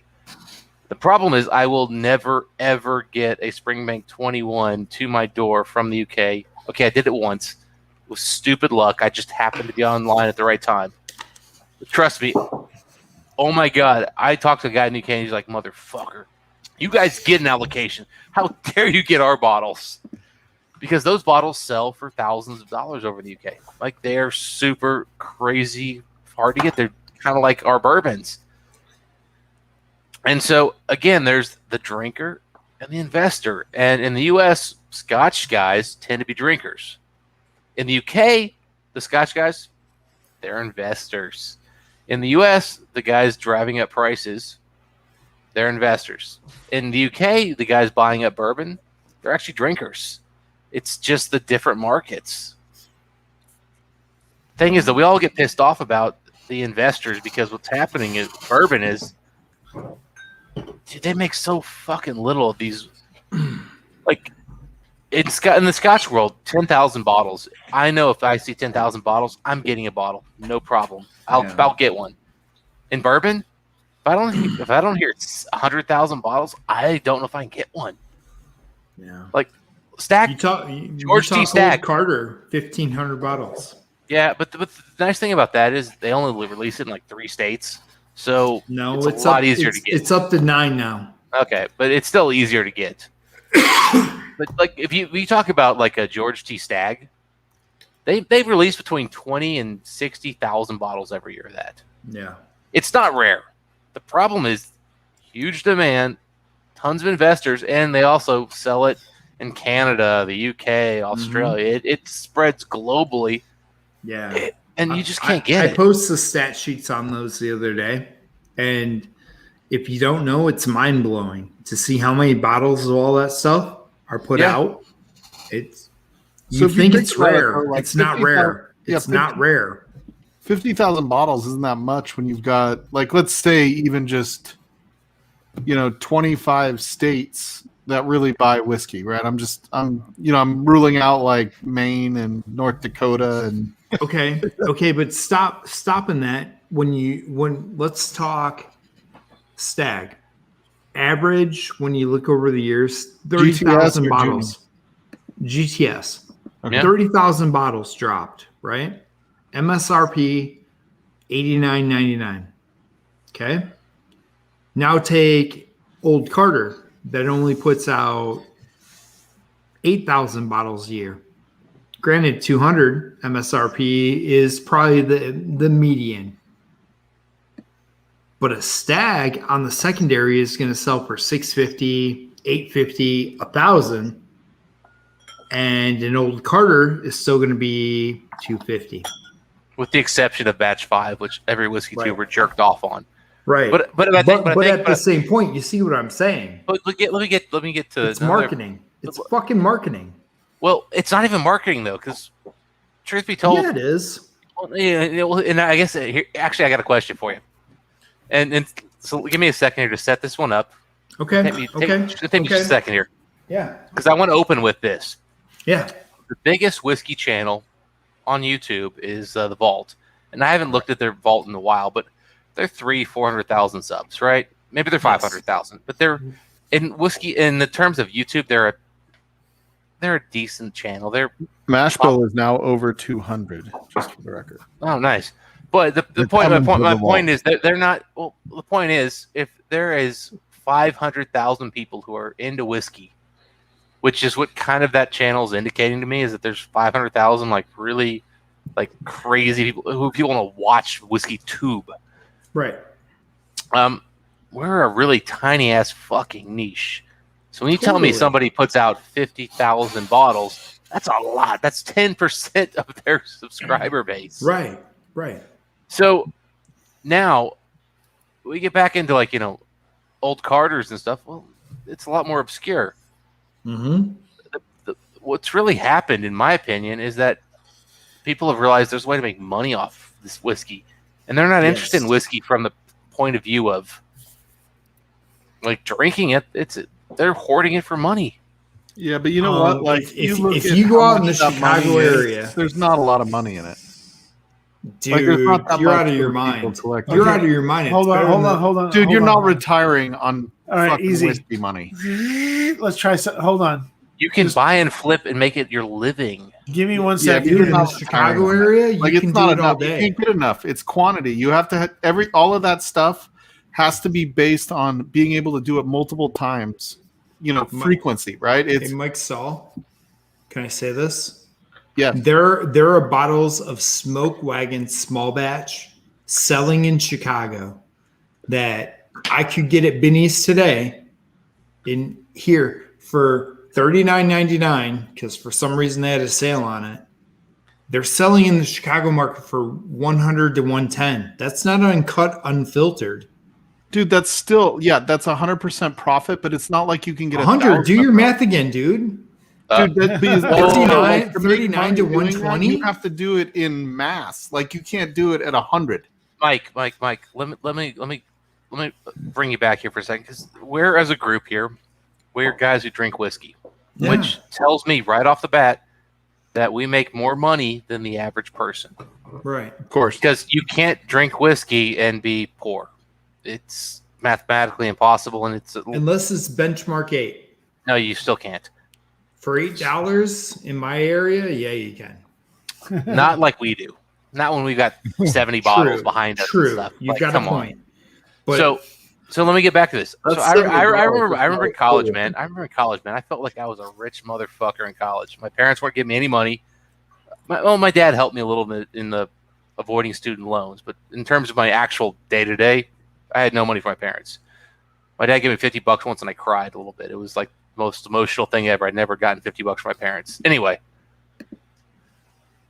I made between 30 and like $90 a day working. All right. If you can land a bottle of Blanton's and a bottle of Weller Special Reserve in a day and flip them, that's the same kind of money I was literally living off of, paying my rent. Yeah. So no, I agree. Right, I agree. I was living off that, and you can do that daily. Yeah, I don't know if you can do it.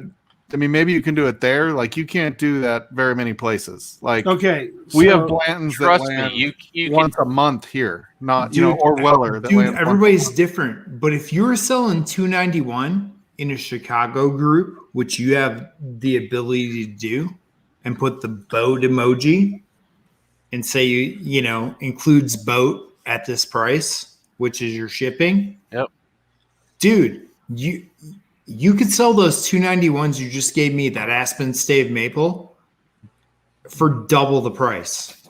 Yeah, but you're you have to be able to do it more often in order to make a living, right? If you do that once, Mike, you'll sell 10 of them a day.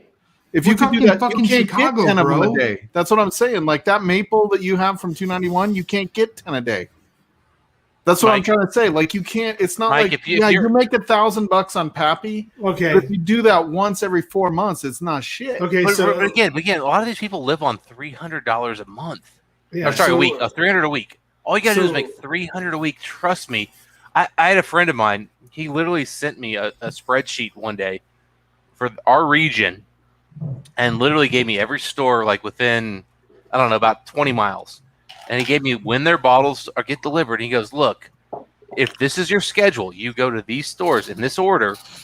He goes, I guarantee you. It's the truck schedule. Yeah, he had the truck schedule because he was actually a truck driver. He was delivering for Coca-Cola. So he knew the I have the schedule. truck for the other guys. schedule for here, so Yeah. I know. And again, he also had every store. I mean, he gave me the list, and I mean, literally, and I've seen his collection of fucking stuff he got just because he was driving a truck and was showing up within an hour or two of these things and got to know some people. So they left the bottle for him, on those days. I mean, this guy literally had. I mean, God, he had like 12 Elmer T. Lees. He had. Also, on top of that, he also, because he hit every single Kroger in like the region, he was able to put in his name in the raffle for every single Kroger in the region for the Van Winkle stuff. Yeah. He got 3 lot Bs one year. Yeah, it's doable. It's doable through that So southern Indiana, southern Ohio area. He was thinking mostly Kentucky. I mean, Kentucky's a terrible place for getting whiskey, unless, again, yeah, you just... Stanley was supposed to go to bed an hour ago. No, hold on a second. Number one, I did something for this stream so I could be around for a little bit longer. So what I did was we got some stuff going on at work where we're waiting for parts, and it might not come until late afternoon, so I would have to stay for a little bit longer tomorrow night. So I told him, hey, instead of me taking and working 14 fucking hours, I'm not coming in till 7 in the morning instead of 5. I'm not coming in till 7, and I'll still do my 8. And if I need to stay longer than 8, then I'll stay longer than 8. But I'm not going to do 14 fucking hours waiting for parts to show up and then them not show up. They're like, okay, cool, come in at 7. So I don't have to be in till 7. So I already told myself I would go till 10:30. What is it, 11 o'clock now? So I'll go 15 more minutes and then I'll call it. But fair enough. All right, what's my last pour? So just really quick, that's not last pour. 15 minutes is 2 more pours. Easy. What'd you have last, Shits? What was your last one?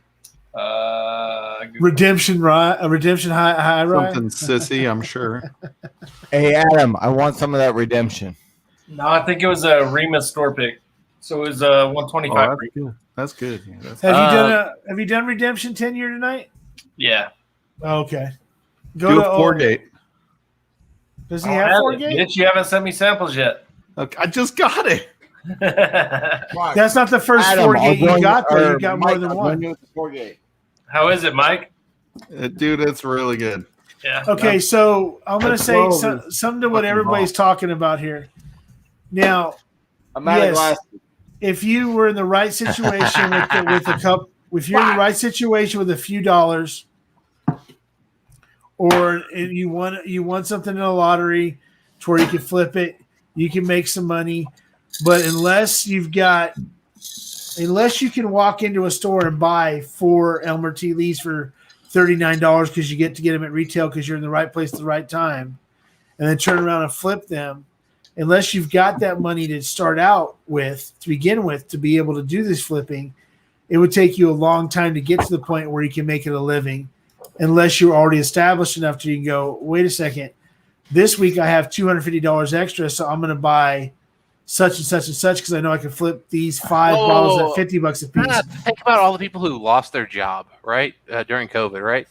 Right. So they got unemployment, then they got that extra $600 a month. Right. Now they've got a up to $50,000 salary where they can just literally drive around, which is what happened. And so they've looked at flipping stuff. So I've heard people doing some freaking certain sports cars. Dustin, it's not flipping, it's arbitrage. Let's make them sound fancy. Yeah, okay. That is not the definition of arbitrage, but I am a finance nerd, so let's not go there. All right. But I understand what you're saying. I understand completely what you're saying. It's just that, like, my thing is that, like, there was a question. I've talked to enough people who have actually been able to make. I know people a year flipping. Yeah, I know that. Yeah, and also on top of that, though, keep in mind there's the secondary piece where people who are really heavily into the game know how to buy and sell bottles. They can find somebody who's selling them bottles for under price, buy it, and then reflip it. Yeah. And I know guys doing that too. Dude, I know people right now that are flipping bottles that have been opened that are below the shoulder that are Swami. flipping bottles for freaking 250, 300 a piece because Swami. people can't get a hold of a Didn't he say 23. They can't get hold of an EC23 because freaking whatever the reason is, they're willing to pay fucking EC23. $200. It's ancient. Well, I mean, in my world, in the Scotch world, I've got a group on Facebook that all it does is sell samples. And long row samples go really freaking for good prices. So well, I'll give you an example. So I told one of my friends, I was like, "Hey man, I love this Aaron 25." Ooh. And the Aaron 25, I don't really paid for it, but he picked it up and he goes, "You know what, man? Not for me." And I said, "You know what? I kind of thought that might be the thing." And he goes, "No problem." He goes, "I'll just sell it as samples and I'll make my money back." And he literally made a profit on a bottle he bought, opened, drank, didn't like, and then sold samples out. Yeah. And you can do, and what kills me is that I think more and more bourbon people should do that. I hope people who are really have an integrity will open their bottle, enjoy it, and then sell samples. Because people are still going to pay. Like, if somebody pulls out a Michter's 20 and says, "Hey, you want a sample of this thing?" Dude, I'm in for $100 on a sample of Michter's 20. That is incredible whiskey. It's worth $100. Yeah, well, now, it's just like now what about a rabbit hole Mizrana? All these bottle pours. What did you say? What did you say, Big League? What Mizunara? I was joking. The rabbit hole Mizunara for $14.99. I would not do that one personally, but thank you. That might not be a good investment. But that's also because I don't think Mike, I've had it's one. not I've an had investment. one. It's a taste. I've had Oh, one I thought good. you I've were had, talking no, no. I've had one good rabbit hole, and it was the Boxer rye deal, Boxer which Grill. actually was that was delicious. Boxer Grill Founders. Yeah. I bought that one. That was delicious. So here's Big League. So here's the thing with the Mizunara. Okay, Angel's Envy found out that they were made from a Mizunara. They were made from Japanese Mizunara. Yeah, they were made from, I can't remember, African Mizunara or some other Mizunara from another part of this of the world. I know about woods. My dad does carving and fine woodwork, but I understand the woodwork world. Sorry, yeah, and it's stupid. It's stupid. So I had some Kaiko Mizunara cast strength from Japanese Mizunara, and I've tasted the other African Mizunara in whiskeys. That freaking Kaiko is freaking amazing freaking Japanese whiskey. Hands down, I don't doubt it. Just smelling that wood when it's freshly milled and it's good and you sand it a little. It's amazing. I don't know what I know Angel's Envy used a different Mizunara. I don't know what Boxer Grill used. If Boxer Grill used a Japanese Mizunara to do their cast, it's regular bourbon casks. Yeah. So it's like it's one of those things where Angel's Envy. Everybody said that Mizunara Angel's Envy was just dog crap. I wouldn't even attempt to go after the freaking rabbit hole version if they're using the same style of freaking Mizunara because it's a different process with like Japanese whiskey. Mizunara is a totally different process, a different freaking way of going about it. And it takes it's in the barrels for a lot longer. Yeah. And it was explained to me that Mizunara is one of those. I was just told that Mizunara is one of those woods that you have to let it sit. You have to let it sit in the cask for a very long time for it to be right. If you do the 3-4, if they do that freaking short period freaking finish in a Mizunara cask, it just doesn't do this. It just doesn't do it justice. Yeah. And ask Dustin straight up. I know you'll agree with me. Buy 3 $500 bottles or buy 5. I probably said that wrong. 3 $500 bottles or 5 $300 bottles. Yeah. Whatever. I'm fucking it up. Math fucks me up. I know what I'm trying to say, damn it. What Big League's at is like once you have a good collection of whiskey, Yeah. and you've got 100+ bottles of whiskey, right? Oh yeah. At that point, like you have enough whiskey to last you probably more than a year or two. So you're gonna start wanting to buy quality over quantity because you have Right. quantity. We talked about that in the chat earlier. Like, Yeah, I want badass bottles that are hitters over amassing crap. Yeah, or so-sos. And that's my thought. Like, so for example, I'm not a big Maker's Mark fan, but I've had a couple Maker's Marks that were okay. Like, I enjoy them. I would drink them. But generally speaking, I don't like Maker's Mark. So when a new Maker's Mark FEO whatever deal comes out, I have zero desire to buy it. Not because I think makers can't make a good whiskey, That but because one is good. Yeah, It's actually really good. And it might be, but again, this is just an example. Again, I'm not Right, trying to I get argue you. about Right. makers. that makers is not my point here. No, It's just- you're good. It's just funny to me. I hate makers, and that one was actually a And favorite for but, me. but here's the thing, though. At the end of the day, when it comes to FOMO, am I going to be really upset I missed out on a $50 makers? Hell Probably no. not. But if I find out I missed out on a $200 bottle of bourbon or scotch that in a year is going for $3,000-$4,000, Yeah. that's when I get upset. Or if it's a brand I love. So if I was a Makers fan and I passed on that one, I would be really upset because everybody seems to like that one.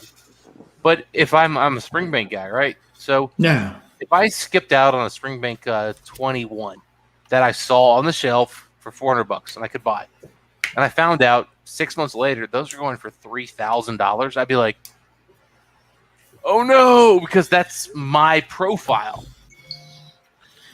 Yeah, So, that's yeah, kind of yeah. like Kentucky. I got an old Carter Kentucky Batch 1 that I bought for $179. That now, even though I've drank 3/4 of it, somebody's like, "Oh, I just had to pay freaking $420 for one because that's what secondary is at right now." And I'm like, "You mean it's like over twice the amount that I paid for it right now?" And he's like, "Yeah, dude." And do I kick myself in the ass for it? No, because I got to drink that old Carter, and I'll go buy an old Carter any day if I got the money. But like, no, you should be like bragging like I bought that for less, and I'm enjoying the fuck Right. out of it. Yeah. But there's You should two be ways. bragging. There's two ways to look at it. Number one, you buy for an experience, Yeah. or you're a buyer. That's an investor. Yeah, Okay. but I assume this group here are drinkers. yeah. Yeah. So that's my Yeah. that's So my if next. you're all drinkers, like that's my thing. Is like, well, when I hear the bottles going for $400 and I have a bottle open, I go, I won. I got it for less, and I'm enjoying this good stuff. If you're an investor, you're thinking you lost money, but I don't think that ever. I think Yeah, and I Dude, think I won. Seriously, what I was- TSC. I got lucky in the initial part of my experience that I scored a 20-year PVW and lot B on my first thing I ever went to when I wasn't even to whiskey. Well, as I've told everybody, my first actual alcohol ever was a Pappy 20. Not a boy. I was in eighth grade. My dad had bragged about how cool this bottle he got was, and so I said, and it wasn't nearly as cool then as it is now. No, it wasn't. But he'd been told it won an award. My dad was like, "This is the best bourbon I've ever had." I knew my dad was a bourbon drinker daily. Yeah. So one night I just kind of walked upstairs and was like, and I Dude, literally poured, you are my fucking idol for that. and I literally poured the smallest amount you could possibly pour of whiskey, and I tasted it, and I actually enjoyed it. And then about a year and a half later, my dad was bragging about getting this Irish whiskey that was like bottled obscenely long ago. He paid way too much. That's my second whiskey. He's like, "Hey, I got this insane deal." Like the guy at the store was like, "Yeah, we fucked up. This could not be that." He goes, "This should be a $500 bottle. This, I don't know what happened." And my dad's drinks and goes, and my dad actually bought a second bottle of that one. Like he liked it more than the Pappy because he bought two. I remember thinking to myself, that's because the Peppies suck. No. Well, keep in mind, this was back when Pappy was real Pappy, not the Alright. current shit you're doing. This is Stitzel Weller Pappy. That's a big difference. Yes. Yes. Oh, so it was as good as Blade and Bow. Had Blade and Bow gone 23 years and been higher approved, yes. Okay, for anybody in the chat that doesn't know what that joke was about with Blade and Bow, it's the fact that they keep on saying that there's Sitzel Weller juice in it because they're Solera aging the whiskey in old Sitzel Weller barrels. But no, not Sitzel Weller barrels. I'm sorry, they're the vats or whatever. There's Solera blending. The Solera vat from the Sitzel-Weller barrels. Yes, there you go. So, okay, really quick, just before anybody says anything else, Whiskey Samurai said something a little while ago, and I want everybody's opinion on this. He won on one of my live streams. He won a Kentucky Owl Batch 3 signed by Dixon Dedman from Shane Long. Yeah. Okay. Break the shit. The signature's still there. So it is. He's sitting there, tonight. and he said it earlier. He said that bottle is worth more than his car now that it's been signed by Dixon Dedman, and he's kind of like torn between drinking it or not drinking it. My own personal opinion. This is from somebody who didn't hesitate to walk in the house with the freaking an old Carter and literally or one old Carter and pop it at the house and popped one at the liquor store so he knew I wasn't trying to flip it, and pouring him a drink of the Kentucky. I poured a sample to the store when I walked out with it so I could get it, and I got it at retail. That's what I'm all about. I'm going to drink whatever I'm going to drink it. I mean, that's just me. At the end of the day, for shits, think about it this way. If you want to get rid of it and you're going to make some money, sell it. Sell it. You can go get a 3 right now for $189. Sell it for $5. You're still $311 ahead. Fuck it. Yeah, and I if you've tried another one, I think it's easier to possibly not drink that one. So Yeah. I've had if you're not chasing autographs or legacies or little things like that, who gives a shit? Sell it to somebody who is. Yeah, Make the money on it. Go back and buy another bottle that doesn't have the shit on it and enjoy it. Yeah, so my opinion is, generally speaking, if you buy whiskey, you should buy to drink. But he got that part of a charity donation thing. He did. So in that scenario, man, like if there's some dumbass who will pay you a premium for a signature from a guy who would sign every bottle he ever sees, then sure, just fucking take the money, man. And again, you got like to these remember, guys said, I come from the baseball world, so I'm telling you, take any autograph you can and leverage the shit out of it. Yeah. I mean, again, sell it if there's a value for the signature that's more than like the whiskey. Yeah. Well, no, forget the whiskey. Like again, if it's whiskey plus signature and the signature is like worth like more than like your time, do it. And that's my word. Always is always like I feel it's like worth more than your time profit. Yeah, you can't drink the signature. So yeah, the thing is, again, and here's what I always go back to: is like again, people who drink whiskey and are on these freaking channels, like our time is worth a lot more money than the average person, and so we got to kind of adjust. Like if somebody's making, because again, the average person makes what, like 45 to 53,000 a year. Yeah, that's the average income ballpark. So which is about $25 an hour.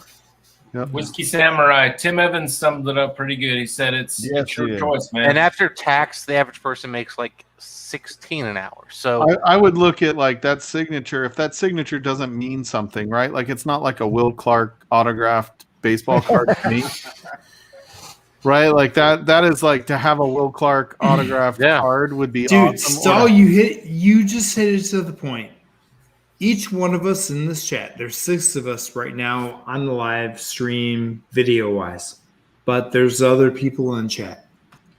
We all have our idols or the things that we strive for.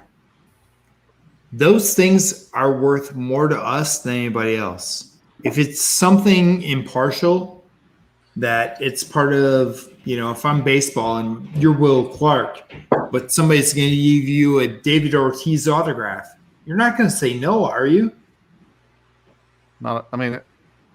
Only if I had to give up. You have nothing to give up. Are you going to take it or no? Oh no, I would take the David Ortiz one and then sell it to get a fucking Will Clark one. Okay, so you just proved the point that I was trying to prove. There you go. Boom. Valuation.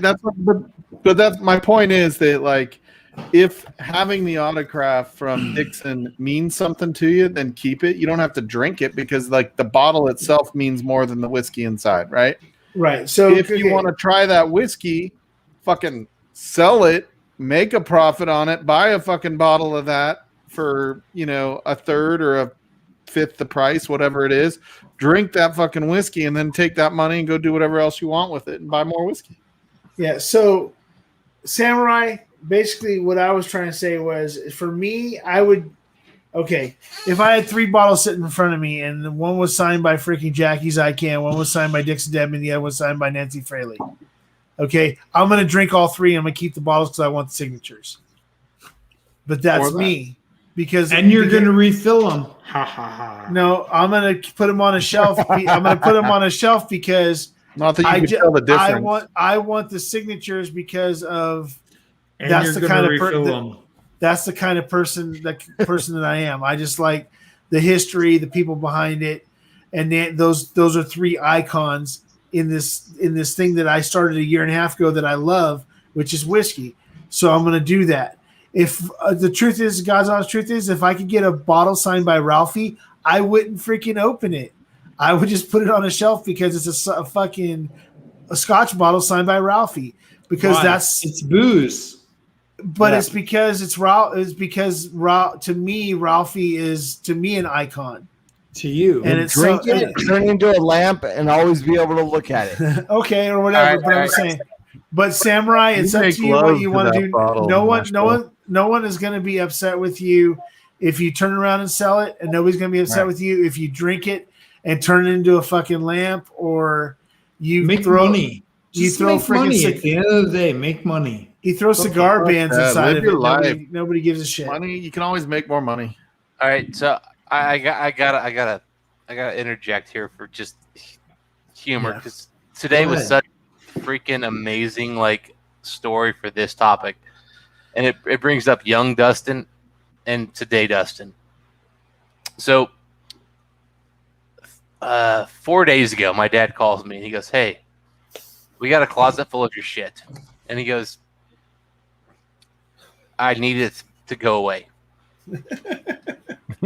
And long story short, my parents' houses are now, my parents divorced and they have 2 houses now, and my sisters plus their kids have overtaken their houses because all of my siblings live with their parents except me.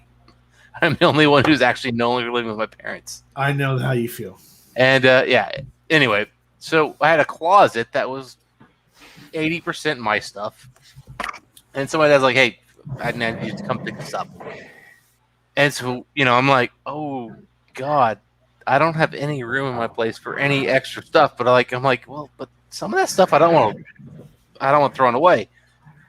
So I go back and I look at my stuff, and I get this weird feeling every time I go through this stuff. This is bowl around here. I don't know that one. It's an unfinished. Okay. So anyway, so today I'm going through my stuff, and okay, so as a kid I was a collector. So I had tons of unopened McDonald's toys, unopened action figures, all this collectible stuff, and I'm looking at it going, I am not going to spend the time and effort to sell these things for, let's say they're $20 a piece. No, not going to do it. it's not worth my time. Even if I can profit $20 a piece and I can make $1,000 off all this stuff I'm seeing, go to hell. Oh, video games. Yep, all my video games are coming with me.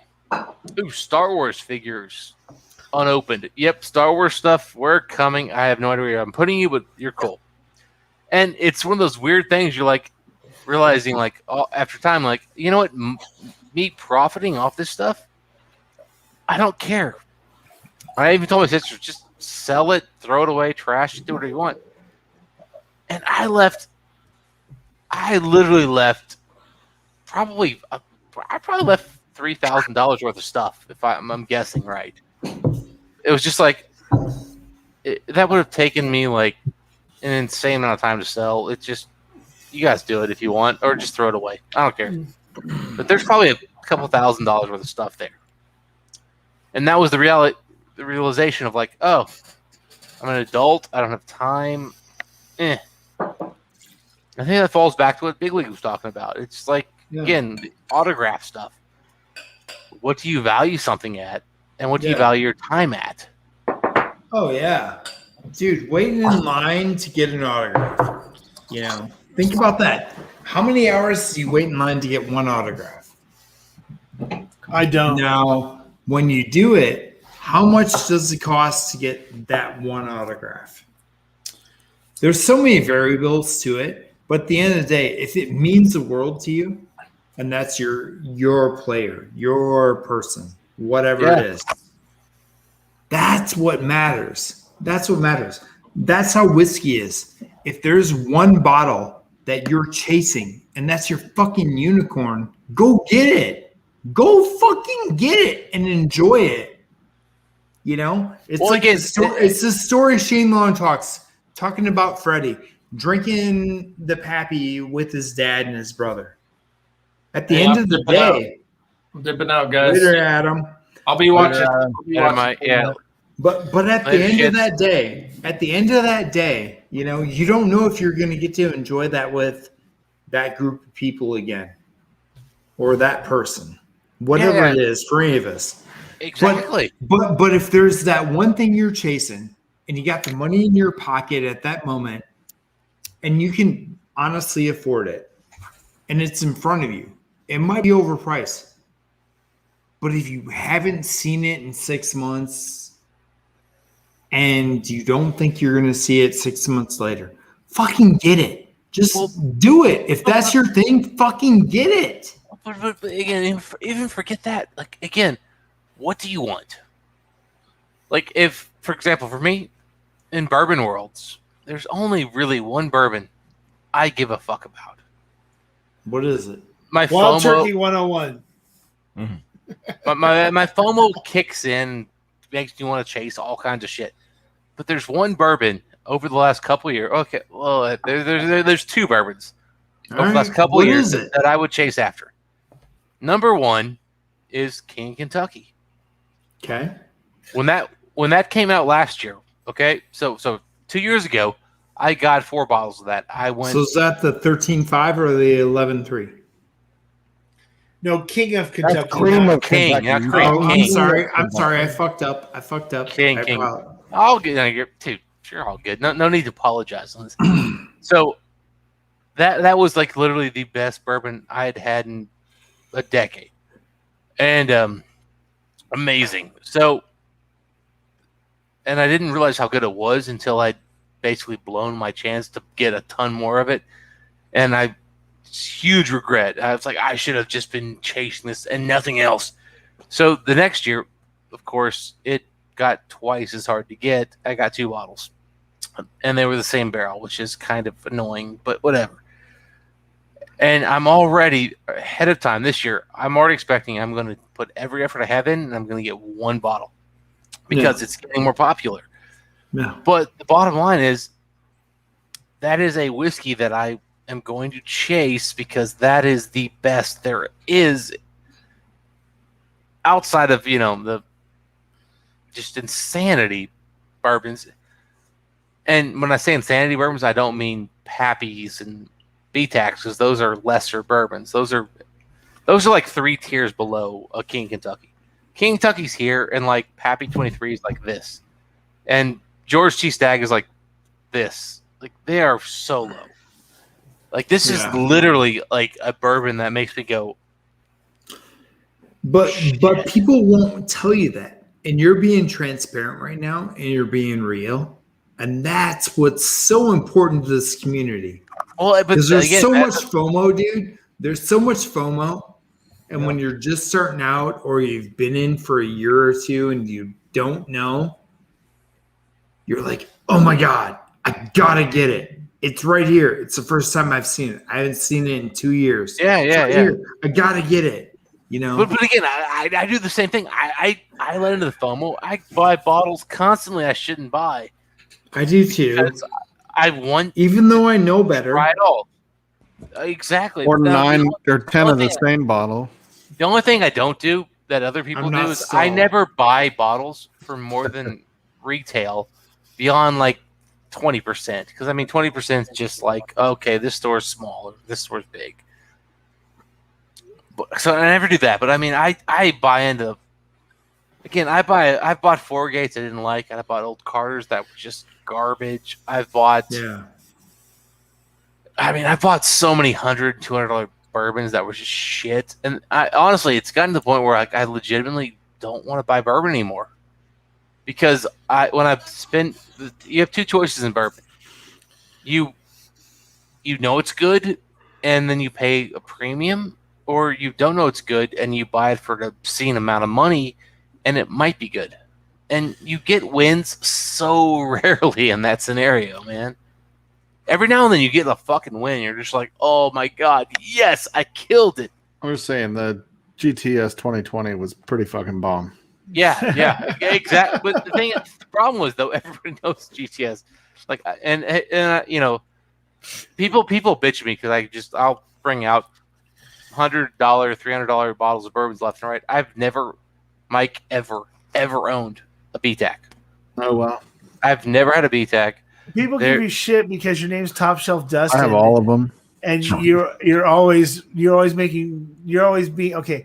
I know you don't mean it as being like a mean person. I know that you don't mean it as trying to put other people down, but because your name's Top Shelf Dustin, you like to make little comments about people. The Top Shelf Dustin is very new, man. It's only been like 4 months. Before that was DH Still 2.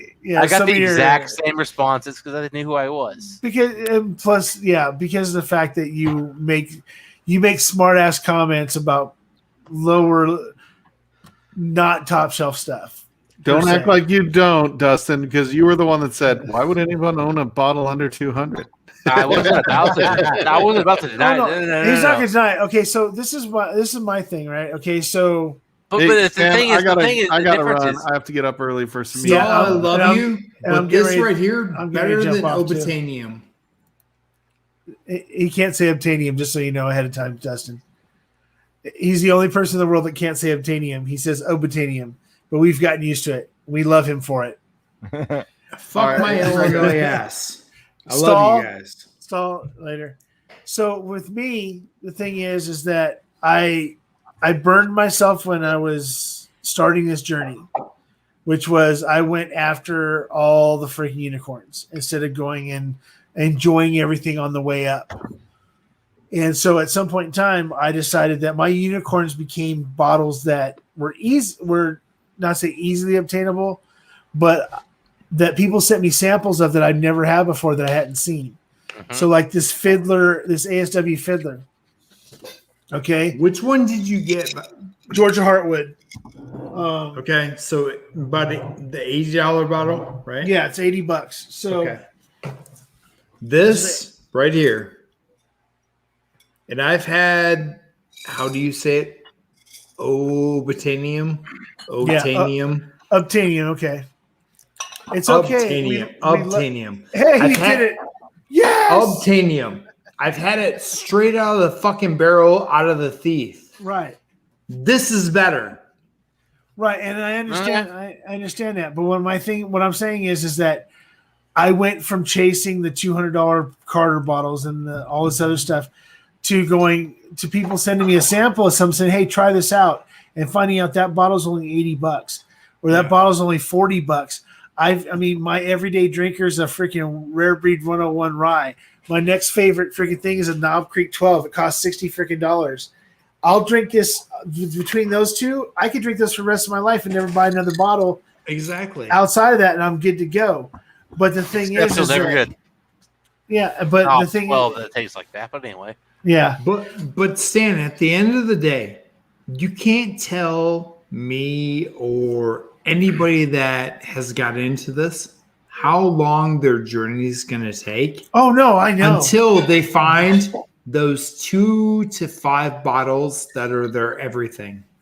But no one's ever going to find those 2 to 12 bottles. I mean, again, but Dustin, seeking, you're going to keep finding new stuff. Stop. But based on financials, some people are going to find 3 or 5 bottles that are great and stop. They're not going to keep on chasing. You got to understand that, man. No. Here's the thing. That's not any of us right here. Any of us right here. That's not us. Here's the thing, though, because here's the thing is, I found that. I was that guy. I was the guy in college who was like, here are my go-tos and everything else. It's good. So in college, I was legitimately like, here was my thing, is ancient age 10-year. That's my drinker. Yeah. That's my everyday drinker. That's a good bottle. It's $6 to $8 a bottle, and it's 10-year-old bourbon. It's delicious. Today, that'd be a $200 bottle of whiskey. Yeah. It's great. And then I said, all right, cool. You know what else I like? I like that Pappy Van Winkle 20, which I could pick up once a year. That was delicious. Because it was just, it was the thing. Like, every year I just pick one up. No big deal. And then I enjoyed maybe like a so Willett got this random, I don't know the Mashbill where it came from, but they had like this 17 and like 21-year-old bourbon that were like $60 and maybe $90. So they were like, again, back in those days, man, that's like 8 to 10 years ago, yeah. So back in those days, that was like those crazy expensive. I was like, okay, so I'll buy I can't get the Van Winkle crazy stuff. I'll just pick up one of the 12 or like the 16. I'll just pick up one of these things, and that was like the normal thing you did back then. Oh. And like that was back then, though. Yeah. And then but the thing is, though, this is my idea of like what normal bourbon tasted like. Was like, all right, so if you spend decent money, you get a 10-year-old Eagle, Buffalo Trace, best of profile, and it's $8. And then if you spend $30, you get like basically the 10-year Van Winkle was $27, I think. Yeah, it was $27.99 for the ORVW. No, the Van Winkle, like the 90 proof. You're like, okay, that's good. And at 31 would get you the 108 or something, 107, whatever. Yep. Like, yeah, this is good stuff. And then you're like, okay, but I want some older aged whiskeys. And they're like, oh, this random ass vintage Willet stuff's out here. We can pick that up. And so I spent like 7 years buying bourbon, just very casually. I remember like one day I worked a weekend, right? And so back in those days, I made like I don't know, $15 an hour. So I made like enough money to pay for like rent, and then I could buy like I don't know, $40 of alcohol. You bought a fortune and didn't know you did. And so again, I just went to a bar, drank some beer. Spent like between 30 and maybe 90 a month on beer at the bar. But I had this gig happen. I worked a couple weekends, 4.5 hours, 2.5. Blah blah blah. It was about $100 extra I got in my paycheck. So I went to the liquor store and I was like, "Hey, let me get some whiskey." And I'm like, "Oh, here's a 23-year-old rye. Oh, I made $100 this week. Cool. Boom, give me that." And I remember drinking that, going,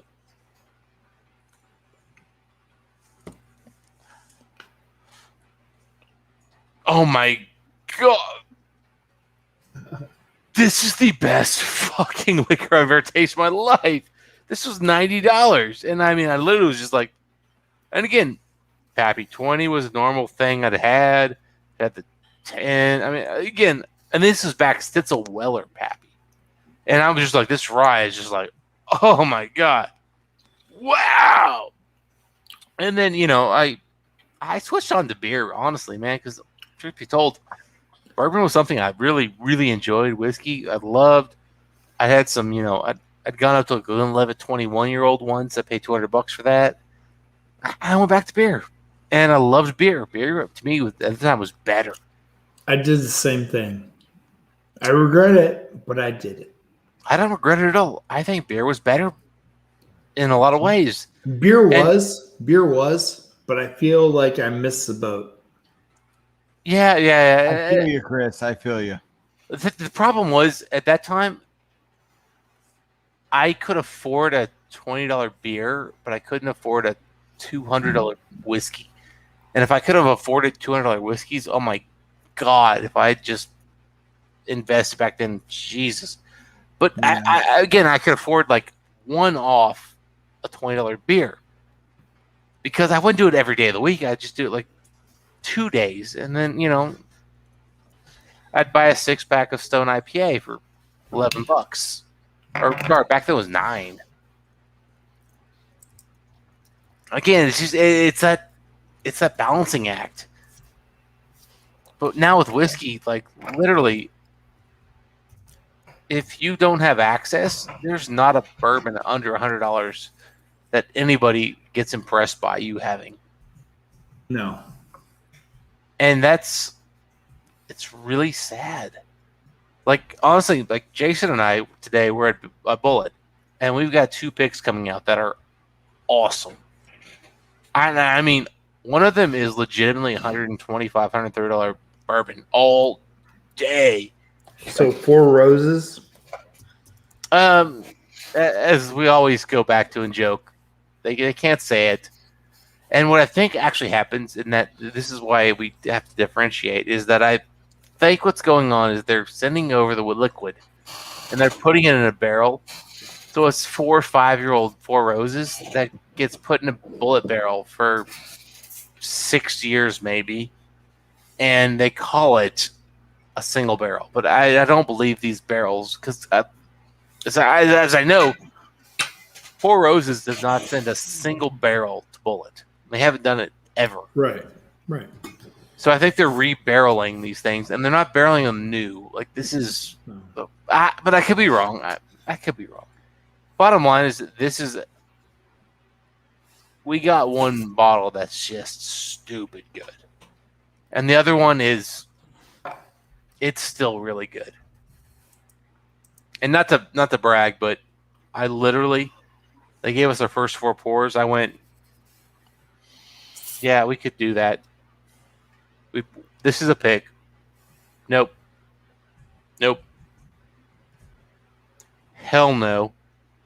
It's just no.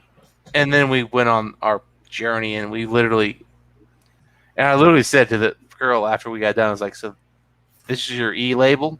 She goes, yeah. This is your C label? Really? Yeah. L? I've never had an L, but I'm guessing this is L. And she goes, yeah. I went, okay, cool. And she has look like you literally like knew our labels and called them out. I'm like, I've had a lot of your single barrel stuff, and I'll be honest, when your single barrel stuff hits, it's some of the best bourbon that is on the market for the money, period. If you guys haven't been drinking some Bullet single barrels, let me tell you, call your friends, find out how good it is, and then pick one. But oh my God, and Single barrels and master blend. yeah, but I'm telling you, the single barrels are just they're when you get one right. Oh my God! So we legit. There's one of these single barrels we got that is just going to be. I'm telling you, people that try this thing, they're gonna be like, "Holy fuck! This is from Bullet. This is too good." The second one's going to be a little more like, what is this? Come on, Stan. What's that?